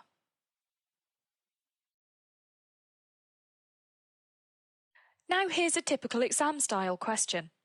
Start by just trying part A yourself. Press pause and have a go. When you're ready, press play. We know that the probability that Rob wins at tennis is 3 quarters. Because they need to add up to 1, we can work out that the probability here will be 1 quarter. In the same way, if this probability is a third, then this one must be 2/3. These two probabilities repeat here, because the probability that Rob wins or loses squash isn't affected by his ability at tennis. So we can put a third here and 2/3 here. This is the completed probability tree diagram. Now try parts B and C. Press pause and have a go. When you're ready for the answers, press play. For part B, we need him to win both games, so we go along these branches here and multiply. So we've got 3 quarters times 1/3, 3 times 1 is 3, and 4 times 3 is 12. So the answer is 3/12. To work out the probability that he wins only one game, he can either win-lose or lose-win. I can work out this probability by multiplying, and I get 6/12. And this one by multiplying, I get 1/12. To get the answer for part C, I need to add these two together.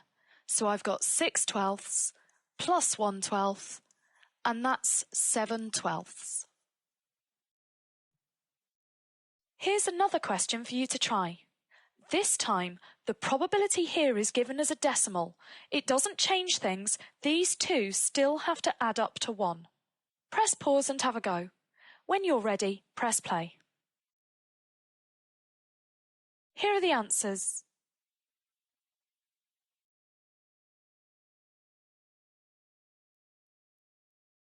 In this question, I'm told that Asher and Jim played table tennis and chess.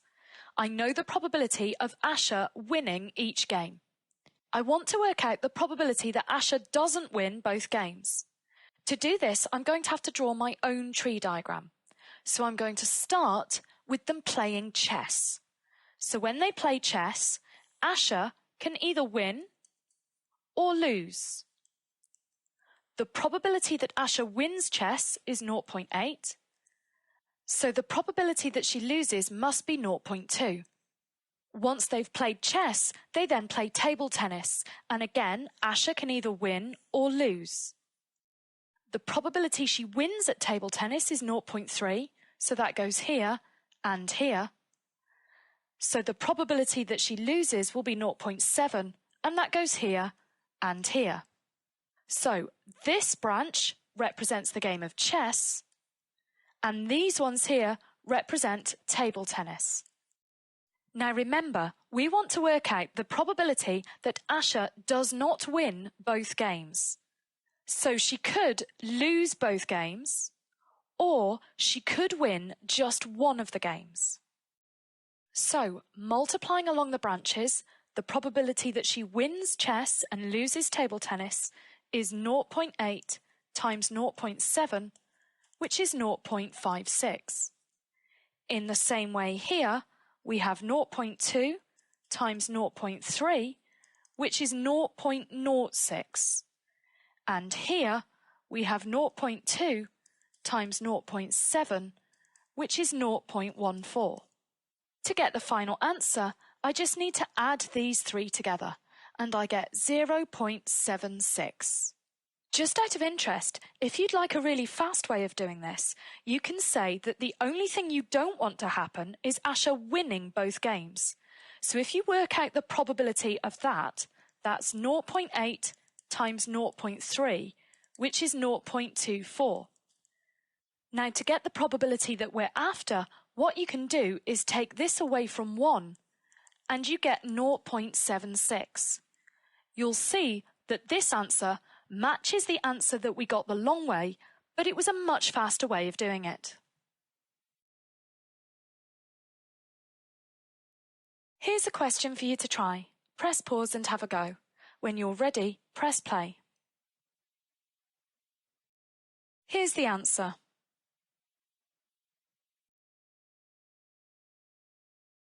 Here's another question for you to try.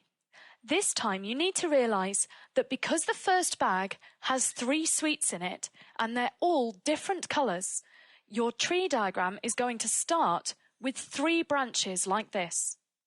Press pause and have a go. When you're ready, press play. Here's the answer. This is it worked out using the slower method, and here it is again using the faster method.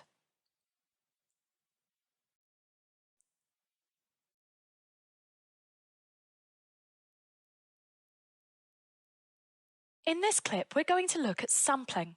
Let's say you wanted to find out what the pupil population of your school thought about the uniform.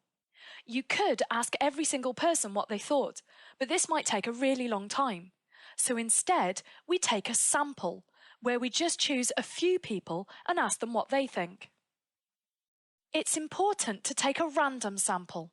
For example, you wouldn't want to just choose Year 7s or just Year 11s. You want to have a few people from each year. The formal definition of a random sample is a sample where everyone has an equal chance of being chosen. You need to memorise this definition because it's sometimes asked in the exam. One way of performing a random sample is to put all the names in a hat and then pull out the number that you require. Another way would be to assign everyone a random number and use a random number generator to pick people. In the exam, you may be asked to describe a method you would use for choosing a random sample. Either of these two would be good answers. Once you've surveyed your sample, this can then be used to find out properties of the whole population. So, for example, if half the pupils in your sample don't like the uniform, you can infer that half the school don't like the uniform. And obviously, the larger your sample, the more reliable your result will be. If you only ask 2 people, then your result won't be very reliable, but it will be much more reliable if you ask 100 people. So here's an exam-style question on sampling now. Lee is in a class of 30 students, 8 of whom dislike the school uniform. There are 360 students in the school. The first part asks me to use the information to estimate how many students in the school dislike the school uniform. Well, I know that 8 out of 30 dislike the school uniform, and I can multiply this by the number in the school. Using a calculator gives us the answer 96. So approximately 96 students in the school will dislike the school uniform from this particular sample. The next part asks me what assumption I've made. Well, I've assumed that students all across the school are equally likely to dislike the uniform as the people in Lee's class. What we mean by this is that Lee himself might be a bit vocal and he might hate the uniform, and he's telling all his friends that they hate the uniform too, so 8 people in that class are coming out as not liking it. Other classes might not have a character like Lee, so they might be more sympathetic towards the uniform. In the final part, I'm asked what could be done to make the estimate more reliable. Well, first of all, just asking one class is a terrible sample. We need to ask a random sample across the school, and it would always help to increase the sample size. So these are the 2 things that could be done to make the estimate more reliable.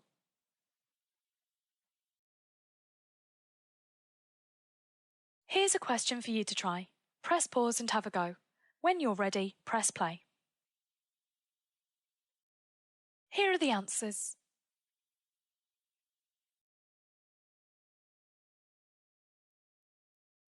Here's 120 beads in a box. We capture 30 of them and we tag them with white dots. Then we mix them back in with the rest of the beads. Like this, making sure they're dispersed all the way through the box. Now, if I was to recapture 88 random beads from the box, how many would we expect to have a white dot on them? Well, at the start, we marked 30 out of 120 beads with a white dot. That's a quarter. So we would expect a quarter of 88 to have a white dot on them, and that's 22. Now let's turn this capture-recapture idea on its head and make it into something that's used by actual scientists in the real world. An interesting problem is, how do we estimate how many fish there are in a lake? Obviously, we can't catch them all, so what we do is use the capture-recapture method. So I catch 100 fish from a lake, harmlessly tag each of them, and release them back into the lake where they go swimming off and join all their friends. The next day, I catch 80 of the fish, and of the 80, I find that 10 are tagged from the day before. And I can use this to estimate how many fish there are in the lake. So on the second day, 10 out of 80 were tagged. This fraction must be equal to the number that I tagged in the first day, that's 100, over the total population of the lake, which we'll call n. To work out the population, I need to solve this for n. Now this is straightforward because the numbers are quite easy. We want these to be two equivalent fractions. So to get from 10 to 100, we multiply by 10. To get from 80 to n, we're also going to multiply by 10, and that tells me that n is equal to 800. So my answer to how many fish are in the lake is approximately 800. Obviously, the numbers aren't always this easy. So a more formal method is to cross-multiply and get that 10 times n is equal to 100 times 80. And then from this, we can get that n is equal to 100 times 80 divided by 10. This will also give us that n is 800.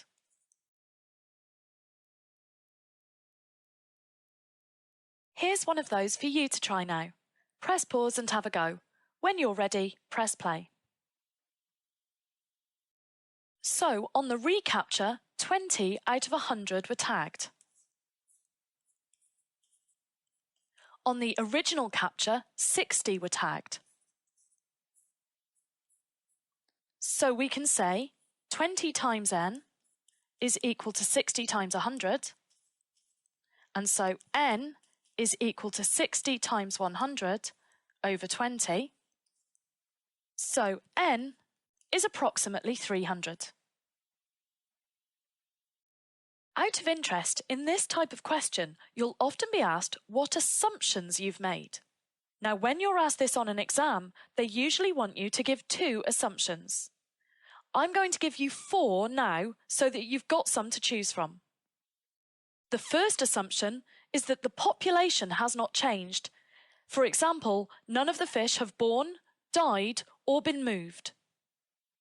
The second one is that the marked fish are evenly distributed throughout the lake. They're not all clumped together in one place.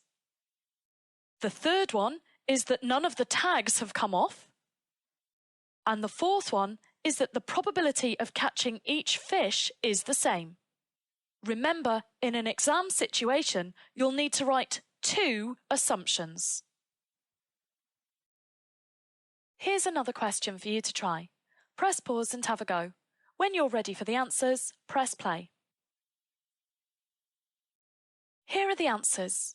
Remember that on part B, you just need any 2 of these 4 assumptions. Here's your final question to try. Press pause and have a go at it. When you're ready for the answers, press play. Here are the answers. Remember, in Part B, you just need 2 of the assumptions.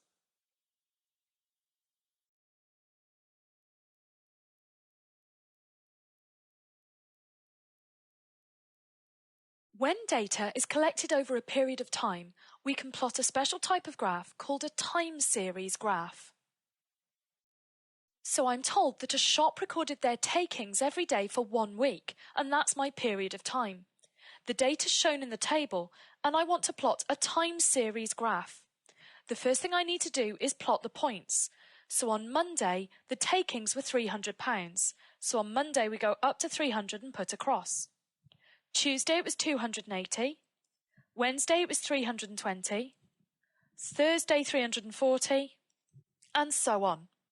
Now that I've got all my points plotted, I need to join them together with straight lines. I need to link Monday to Tuesday, Tuesday to Wednesday, Wednesday to Thursday, and so on. Like this.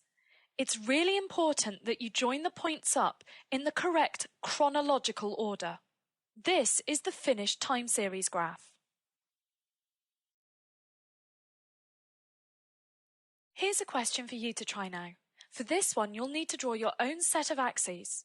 Press pause and have a go. When you're ready, press play. Here's an example of a correct time series graph. Now, you might often be asked to comment on the trend shown by a time series graph. Press pause and have a go at this now. When you're ready, press play. Here's the answer. The graph shows a downwards trend. Here's another question for you to try. Press pause and have a go. When you're ready, press play. Here are the answers. For Part A, you needed to remember that the range is given by the highest value, subtract the lowest value. The highest temperature is here, that's 22, and the lowest is here, that's 14, and 22 minus 14 is 8. When you're asked to comment on the trend, you can still say there's a downward trend. Even though it goes up and down, the overall trend is downwards. Here's another question for you to try. Press pause and have a go. When you're ready, press play. Here are the answers.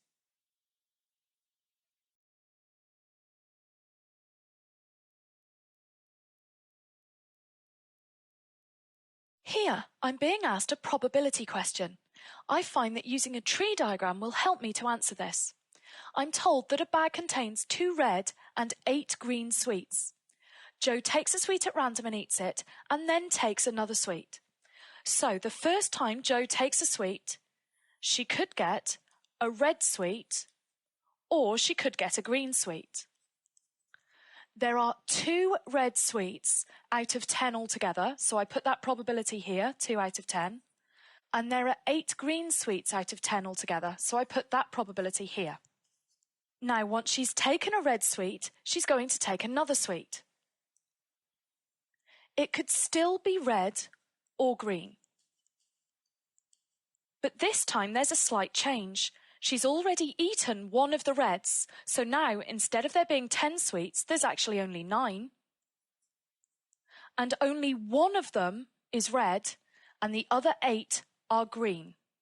If when she took her first sweet she actually took a green instead of a red, we have a similar situation. When she takes the second sweet, it could be red or green.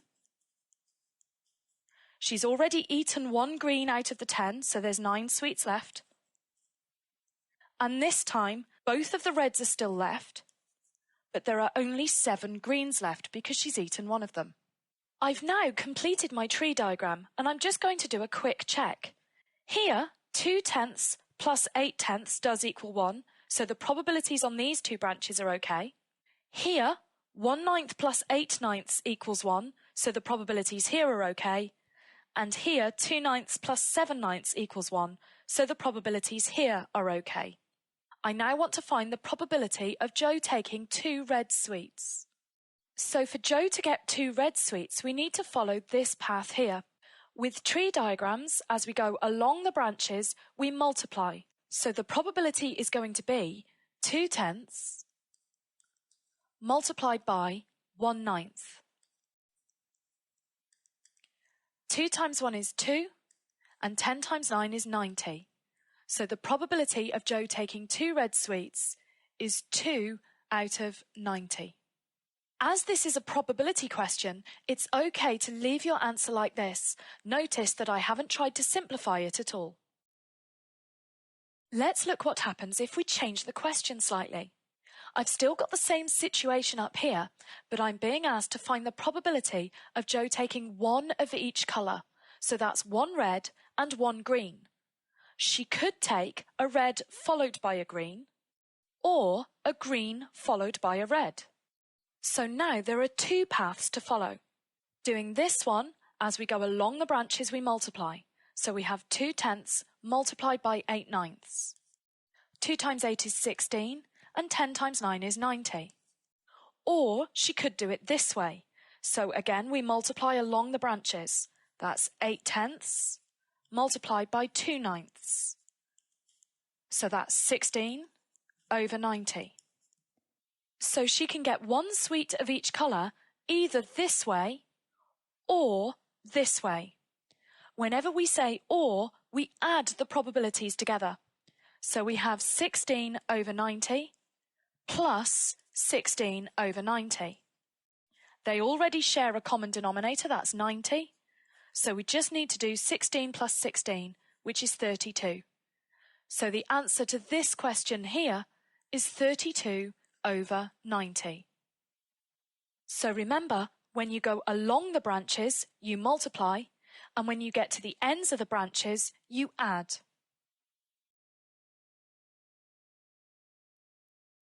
Here's a question for you to try now. Press pause and have a go. When you're ready, press play. Here's the answer. Here's another question for you to try. Press pause and have a go. When you're ready, press play. Here's the answer.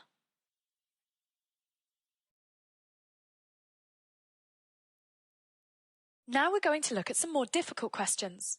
I'm told that a box contains 5 red, 2 pink, and 3 blue beads.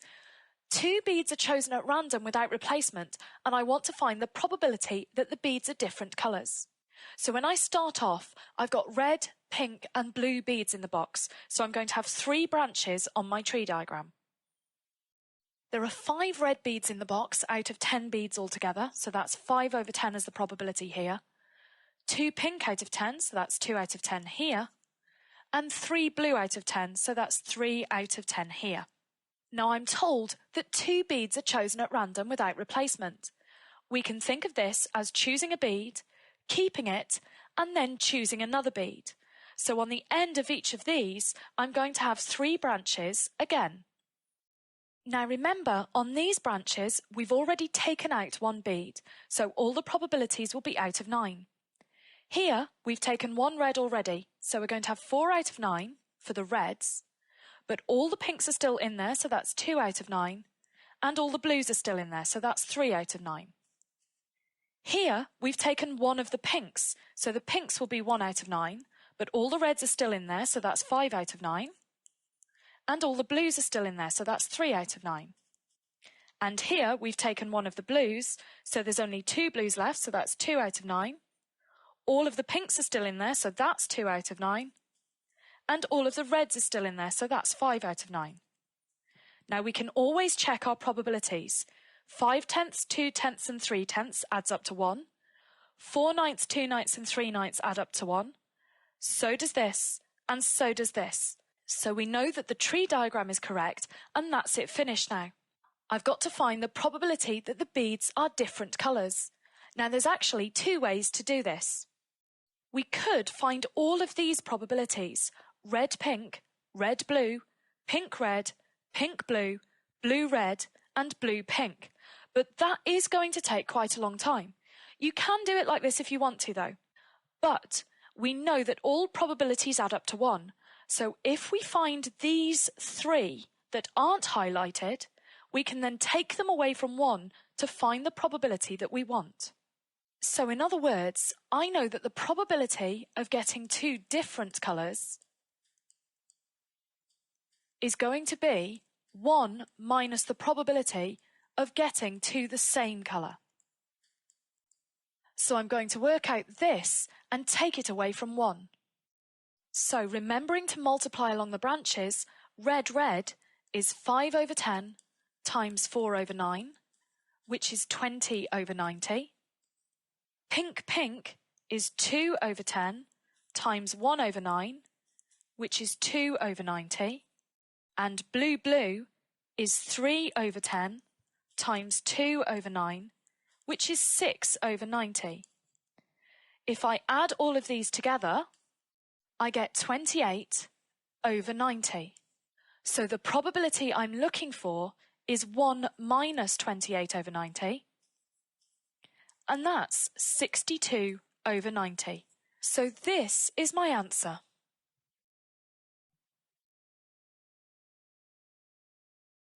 Here's a similar question for you to try now. Press pause and have a go. When you're ready, press play. If you chose to do this the long way round, your answer will look like this.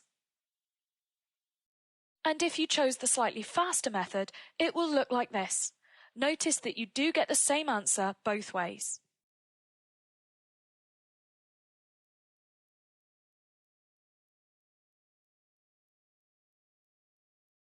I'm given a table showing me the numbers of students in Key Stage 3 at a school.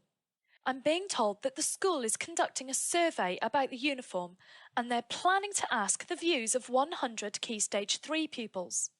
Now, would it be fair if they just asked all 100 pupils in Year 7? Well, no, it wouldn't, because Year 8 and Year 9 might have different opinions on the uniform.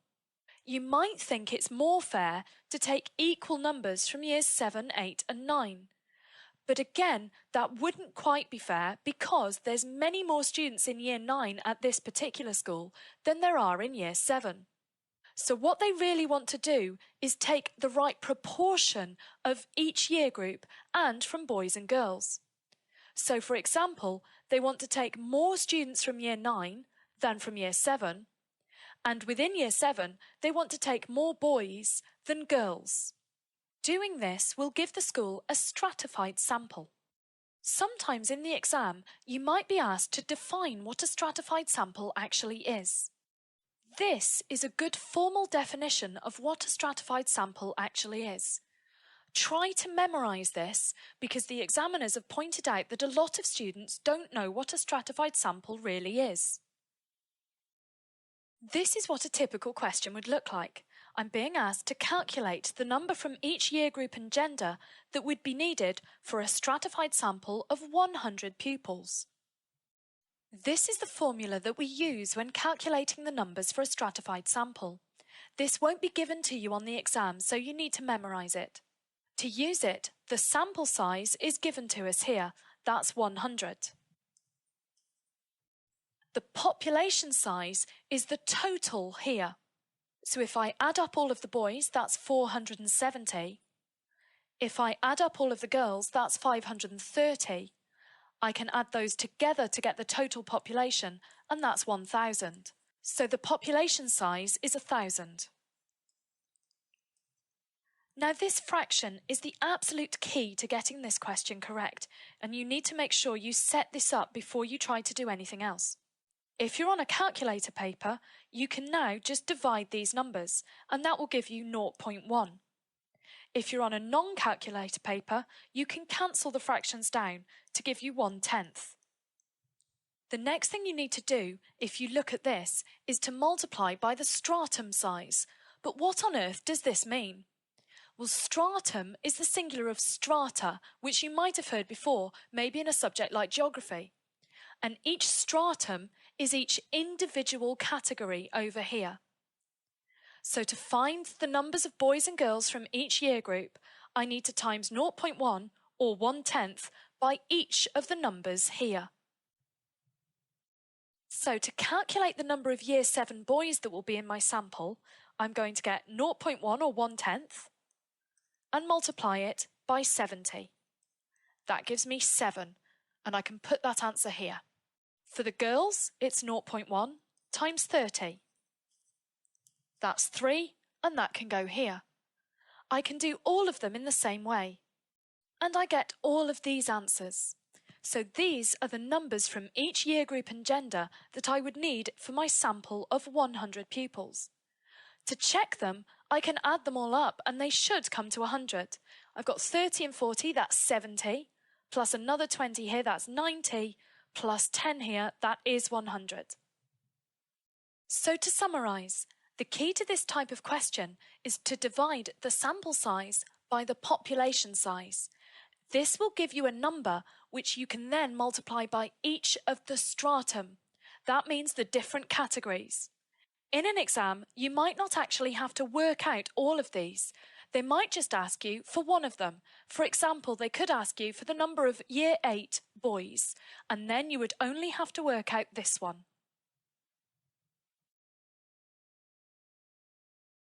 Here's a question for you to try. You can use a calculator for this one. Press pause and have a go. When you're ready, press play. For this question, you were only asked to calculate the number of people under 18 that would be needed for the sample size of 1,000. So our sample size is 1,000, and we divide that by the population size, which is 61,000. We then want to multiply that by the stratum size. That's the under 18s, so that's 12,000. Once we've got this set up, we can use our calculator and we get this answer. Now it's very difficult to pick this many people, so we round it off to the nearest whole number. That's 197, and this is the answer to the question. Here's another question for you to try. This time do this one without a calculator. Press pause and have a go. When you're ready, press play. Here are the answers. Here's another question for you to try. You can use a calculator for this one. Press pause and have a go. When you're ready, press play. Here are the answers.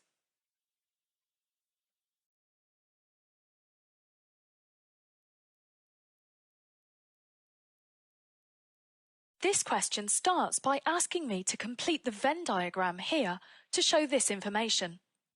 We've got a class of 20 students, 10 have a cat, 12 have a dog, 4 people have neither. So I'm actually going to put in the 4 people that have neither first of all, and that goes outside the circles for cat and dog. Now if I take the 4 away from the 20, that leaves me with 16 people. I'm told that 10 have a cat and 12 have a dog. But 10 add 12 is 22. So if I take the 16 off the 22, that gives me 6. And that's the number of people that have both a cat and a dog. So that goes here. Now I know 10 people have a cat altogether. 6 of them are here, so there must be 4 that just have a cat without having a dog. And I'm told 12 people have a dog. Again, 6 of them are here, so there must be 6 that have a dog without having a cat. That's my Venn diagram completed. Now I want to find the probability that a student chosen at random from the class owns a cat and a dog. I know there's 6 people that own both a cat and a dog, so it's 6 out of the whole class, which is 20. Because this is probability, we don't need to cancel down the fraction. We can leave it like this. In the last part, I'm asked to find the probability that a student chosen at random from the class owns a cat, given that they own a dog. This last bit here, given that they own a dog, tells us that they must be one of the students inside the circle of people who own a dog. So we can ignore everything outside this circle. I want to find the probability that a student owns a cat, so that's these people here because they're inside the cat circle, so that's 6 of them. Out of all these people altogether, that's 6 plus 6, so that's 12. Again, we don't need to cancel down the fraction because it's a probability. We can leave it like this.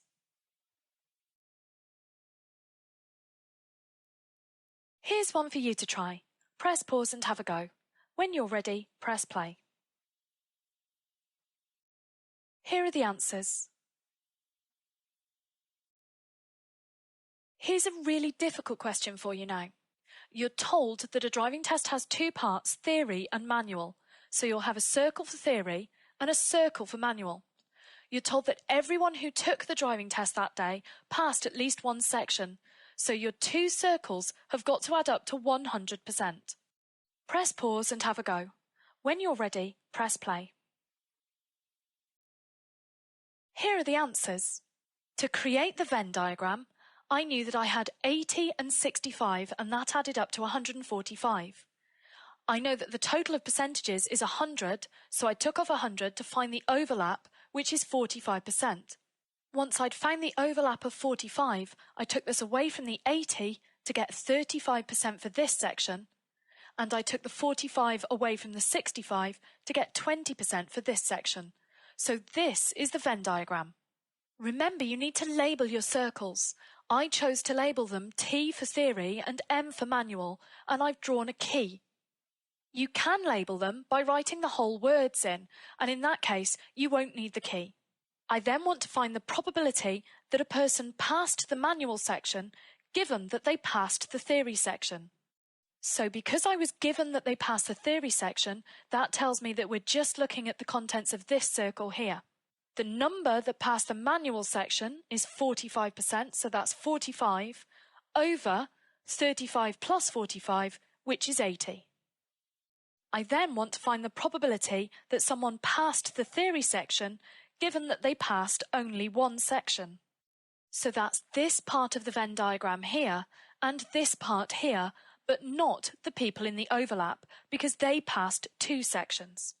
So the number that passed the theory section is 35, and that's out of 35 plus 20, which is 55.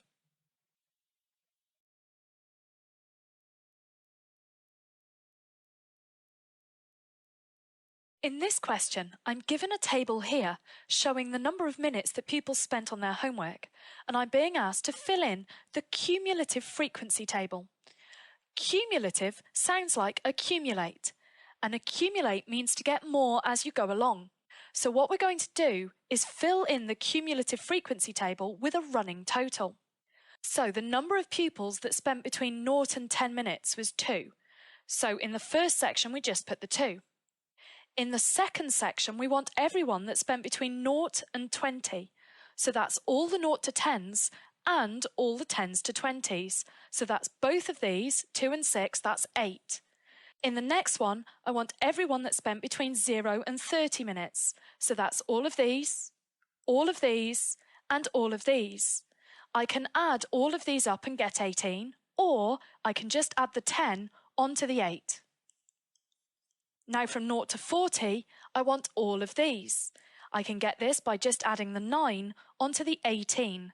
That gives me 27. And finally, for 0 to 50, I want everybody. I can get this by just adding the 3 onto the 27, and that gives me 30. I'm now asked to use my cumulative frequency table to draw a cumulative frequency graph. For this, I need some points to plot. We always plot the end points here against the cumulative frequencies here. It's really tempting to try to find the midpoint of these groups and plot those, but please don't. You must use the end point. So the first point we're going to plot is 10, 2, and that's here.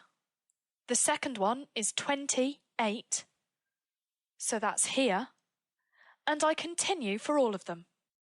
Once you've plotted all your points, you join them together with a smooth curve. Notice how I've started my curve from 0 and that it's always going upwards and it flattens out slightly at the top. All cumulative frequency curves will have this same basic shape. We can now use our curve to find some things out about the distribution. We know that we can find the median at the middle. We've got 30 values and the middle of 30 is 15. So we're allowed to go across from 15 on our graph. So I draw a line across from 15 until I meet my curve. Now I need to go down to find my value. So my median is this value here, which is 27. Now I want to find the lower quartile. Quartile sounds like quarter, so I need a quarter of 30. We can do that by finding half of the 15. That's 7.5. So I'm going to draw a line across from 7.5. Once I reach my curve, I draw a line down to find my value. So my lower quartile, which I'm just going to call LQ, is this value here, which is about 19.5. For the upper quartile, I add the 7.5 onto the 15, which gives me 22.5, and I draw a line across from 22.5. So I draw my line across, and once I reach the curve, I go down to find the value. So I get my value for my upper quartile, which is 34. We can also find the interquartile range. This is the distance from the lower quartile to the upper quartile. We can get this by getting the upper quartile and subtracting the lower quartile. So that's 34 minus 19.5. And that gives me 14.5. It's worth remembering this little formula because you're going to need it every time you're asked for the interquartile range. The units for all of my answers are minutes, and we can get that from the graph here.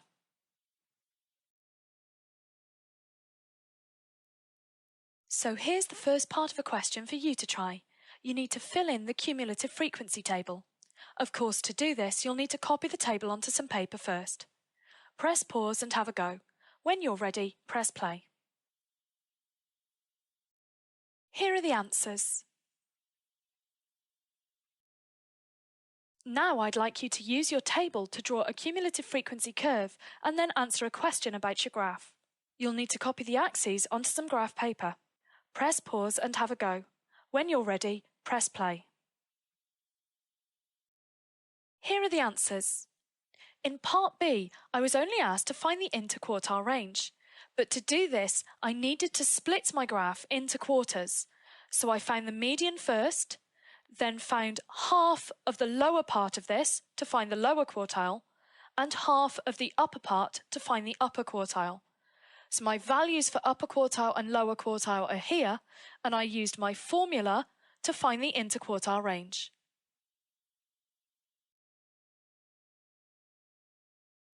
Now let's go back to our example graph. There's one more thing that is quite often asked on the exam. It's this type of question here. Use your graph to find an estimate for the number of students who spent more than 42 minutes on their homework. To do that, I need to find 42 on the minutes axis here, which is here. I'm then going to draw a line up until I meet my curve. Once I've met the curve, I go across.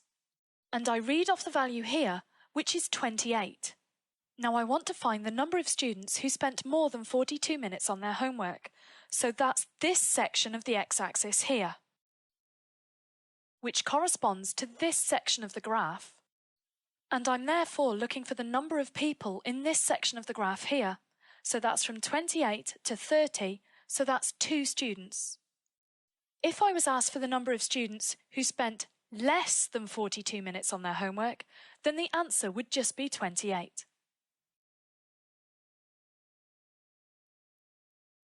Now here's the graph you drew in your question.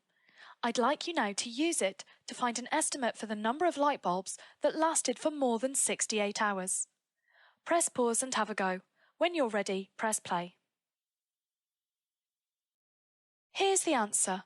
Remember, this is an estimate, so there will be a bit of leeway.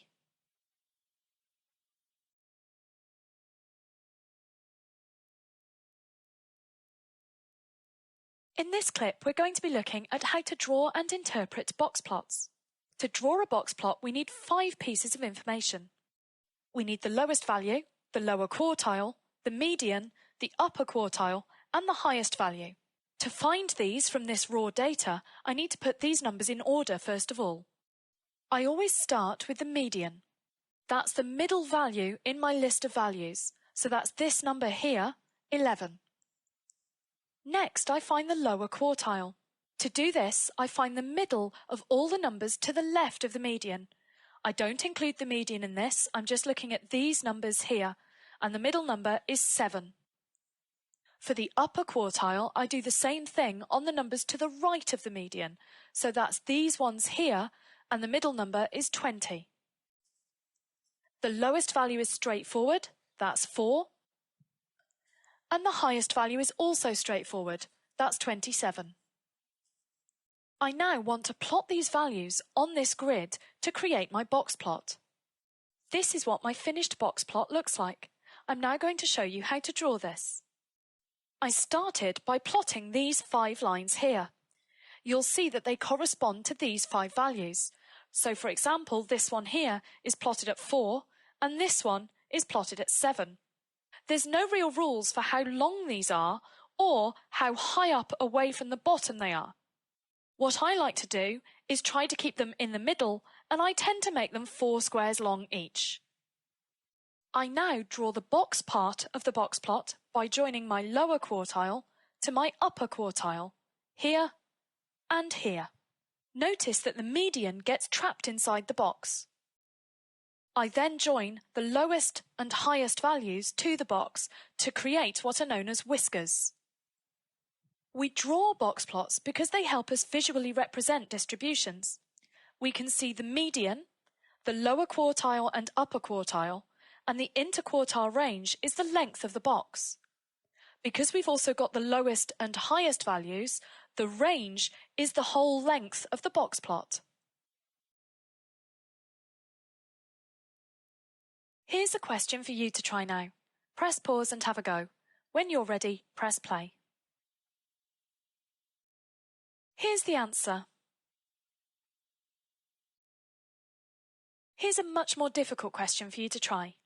I'm going to give you one clue, and that's to remember that 50% of the data is below the median. Press pause and have a go. When you're ready, press play.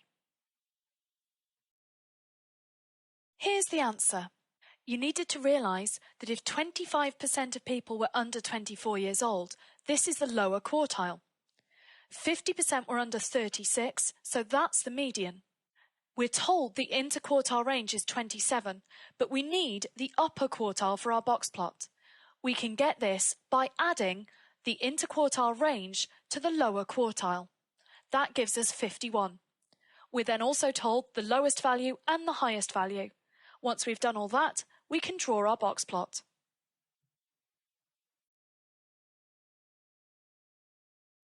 Now in this question, I'm being asked to compare 2 box plots instead of drawing them.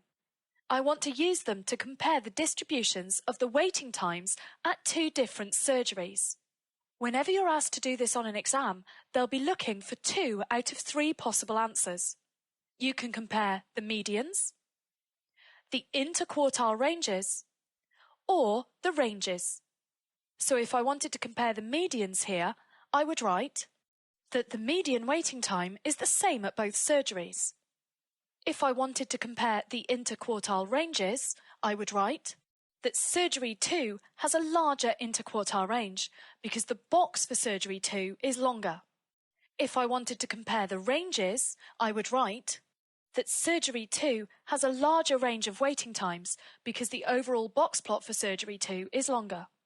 Of course, with these 2, you could write it the other way. Surgery 1 has a smaller interquartile range and surgery 1 has a smaller range.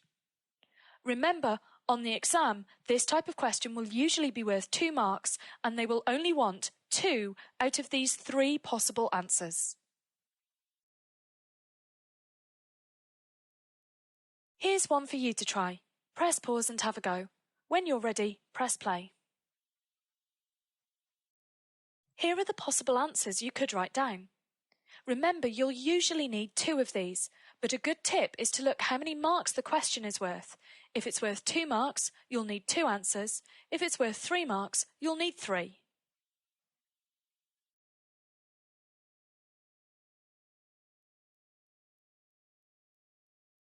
In probability questions, whenever you see or use the word and, you need to multiply. If you see or use the word or, you need to add. An example of an and question would be this. A dice is rolled and a coin is flipped. What's the probability of getting a 2 on the dice and a head on the coin? Well, the probability of getting a 2 on the dice is 1 out of 6. And means times. The probability of getting a head on the coin is 1 out of 2. So to calculate the probability, I do this multiplication. 1 times 1 is 1, 6 times 2 is 12. So this is the answer for this question. An example of an OR question would be this. A dice is rolled. What's the probability of getting a 2 or a 4? So the probability of getting a 2 on a dice is 1 out of 6. Or, that's plus, the probability of getting a 4 is 1 out of 6. So I need to do this to get the answer. So 1/6 plus 1/6 is 2/6, and this is the final probability. Remember, when you're dealing with probability, you don't need to cancel down your fractions. Now this is a hidden AND question. Let's see why. I'm told that Dan and Chris play each other at tennis and chess. The probability that Dan wins tennis is 0.7, and the probability that he wins at chess is 0.4. I want to work out the probability that he wins both games. So that means he's got to win tennis and he's got to win chess. So the probability of him winning at tennis is 0.7, and the probability of him winning at chess is 0.4. So to calculate the probability, I do this multiplication. I get 0.28. I've changed the question slightly now, and it makes it much more complicated. I've got to work out the probability that Dan wins exactly one game. So that means he wins at tennis and loses chess, or he loses tennis and wins at chess. So the probability that he wins at tennis is 0.7, and the probability that he loses chess is 0.6 because the probability that he wins is 0.4. Or the probability that he loses tennis is 0.3, and the probability that he wins chess is 0.4. Now we need to remember to apply BODMAS, so we do the two multiplications first. So 0.7 times 0.6 is 0.42, or 0.3 times 0.4 is 0.12, and I add these together to get the final answer. That's 0.54.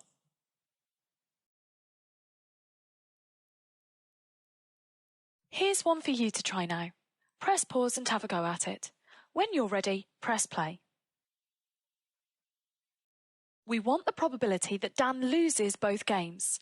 The probability that he loses tennis is going to be 1 minus 0.7, so that's 0.3. And the probability that he loses chess will be 1 minus 0.4, so that's 0.6. We multiply these together. 0.3 multiplied by 0.6 is 0.18. Here's another question for you to try. Press pause and have a go. When you're ready, press play. Here's the answer. Here's another question for you to try. Press pause and have a go. When you're ready, press play. We want to calculate the probability that the two spinners will land on the same colour. Now the one spinner has got red, green and blue, and the other has red, yellow and blue. So we can either have red and red, or blue and blue. We don't need to worry about the green and yellow sides. So the probability of the first spinner landing on red is 3 out of 6, and the second spinner landing on red is 4 out of 6. For the blues, the first spinner is 2 out of 6, and the second spinner is 1 out of 6. We then apply BODMAS to get this, and add to get the final answer. Here's your final question to try. See if you can think of a quick way of doing this one. Press pause and have a go. When you're ready, press play. So here's the slow way of getting the answer.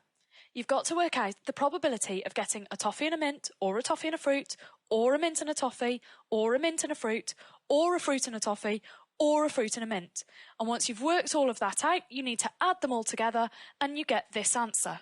Now, I told you to see if you could find a faster way of doing this. This is the faster method.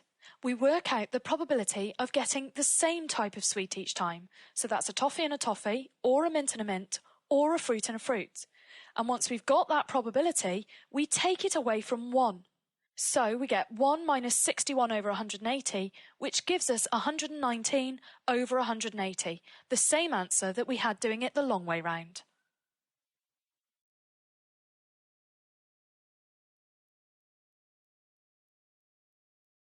In this clip, we're going to be looking at histograms. A histogram is very much like a frequency diagram, apart from 3 main differences. The class intervals are often not equal. The vertical axis is labelled frequency density rather than frequency. And it is the area of the bars rather than the height of them which matters. So this is what a frequency diagram looks like, and this is what a histogram looks like. Notice frequency compared to frequency density, and here all of the bars are the same width, whereas here some are thick and some are thin. Let's look at our histogram in more detail. We already know that it's the area of the bars that matters. Now the area of the bar actually represents the frequency. So how do we find this frequency? Well, that's really the question. How do we find the area of the rectangle? And we know that's the width times the length. Now the width here is the class width, and the length is the frequency density. So multiplying these together gives me the area, which is the frequency. This gives us a formula, but it's not really in the right format for us because usually we'll be trying to actually calculate the frequency density. So I'm going to rearrange this. The frequency density must be the frequency divided by the class width. This is the formula that we use when drawing a histogram. You need to make sure that you memorize this formula. So here's a typical exam question now. I'm being asked to draw a histogram to show this data. So the first thing I need to do is work out my frequency densities. So I'm going to put an extra column on my table, FD for frequency density. Remember, the frequency density is the frequency which I have here divided by the class width. The class width on the first one is 15, so I'm going to divide this by 15. Here it's 5, so I'm going to divide by 5. Here it's 5. Here it's 10. On this one it's 5. And on this one it's 10. I work these out with a calculator, and I get these answers. I now need to label the scale on the frequency density axis. I can see that my highest number here is 1, so I need to go up to 1, and I've got 10 squares. So this is going to be 1, and I'm going to go up in 0.1s. Once I've done this, I'm ready to draw my bars. My first bar goes from 0 to 15, so that's to here, and it has a frequency density of 0.4, so it looks like this. My next bar goes from 15 to 20 with a height of 1. The next one goes from 20 to 25 with a height of 0.8. Next one from 25 to 35 with a height of 0.6. Next one from 35 to 40 with a height of 0.8. And the last one from 40 to 50 with a height of 0.2. Obviously, in an exam you need to use a ruler, so I'm just going to tidy this up. So this is my completed histogram. Here's a question for you to try now. You'll need to copy the axes onto some squared paper. Press pause and have a go. When you're ready, press play. This is what your finished histogram should look like.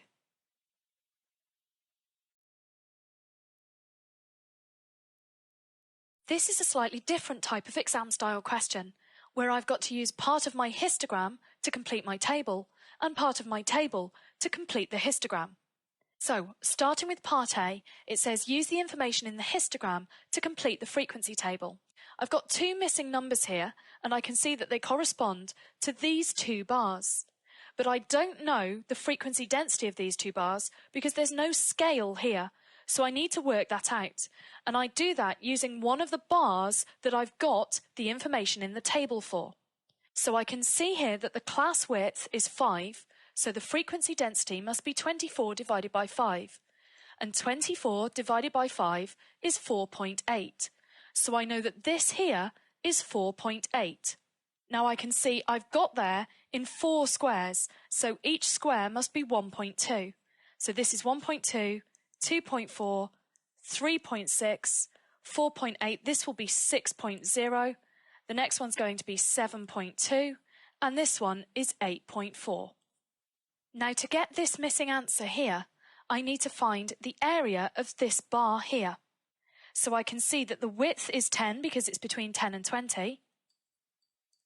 And I know that the height now is 3.6. 10 times 3.6 is 36, so this is this answer here. I do this one in a similar way. So I can see that the width is between 20 and 40, so that's 20. The height is 1.2. And 20 times 1.2 is 24, so that's this answer. So I've now completed the frequency table. Now for part B, I need to use the information in the table to complete the histogram. There's only one bar missing on the histogram, that's the last one. So I need to work out the frequency density for this. The class width is 10, so it's 6 divided by 10, which is 0.6. So I need a bar in between 40 and 50 with a height of 0.6. Now remember, this is 1.2, so 0.6 is going to be exactly half of this. So my bar will look like this. If I tidy this up, my finished histogram looks like this.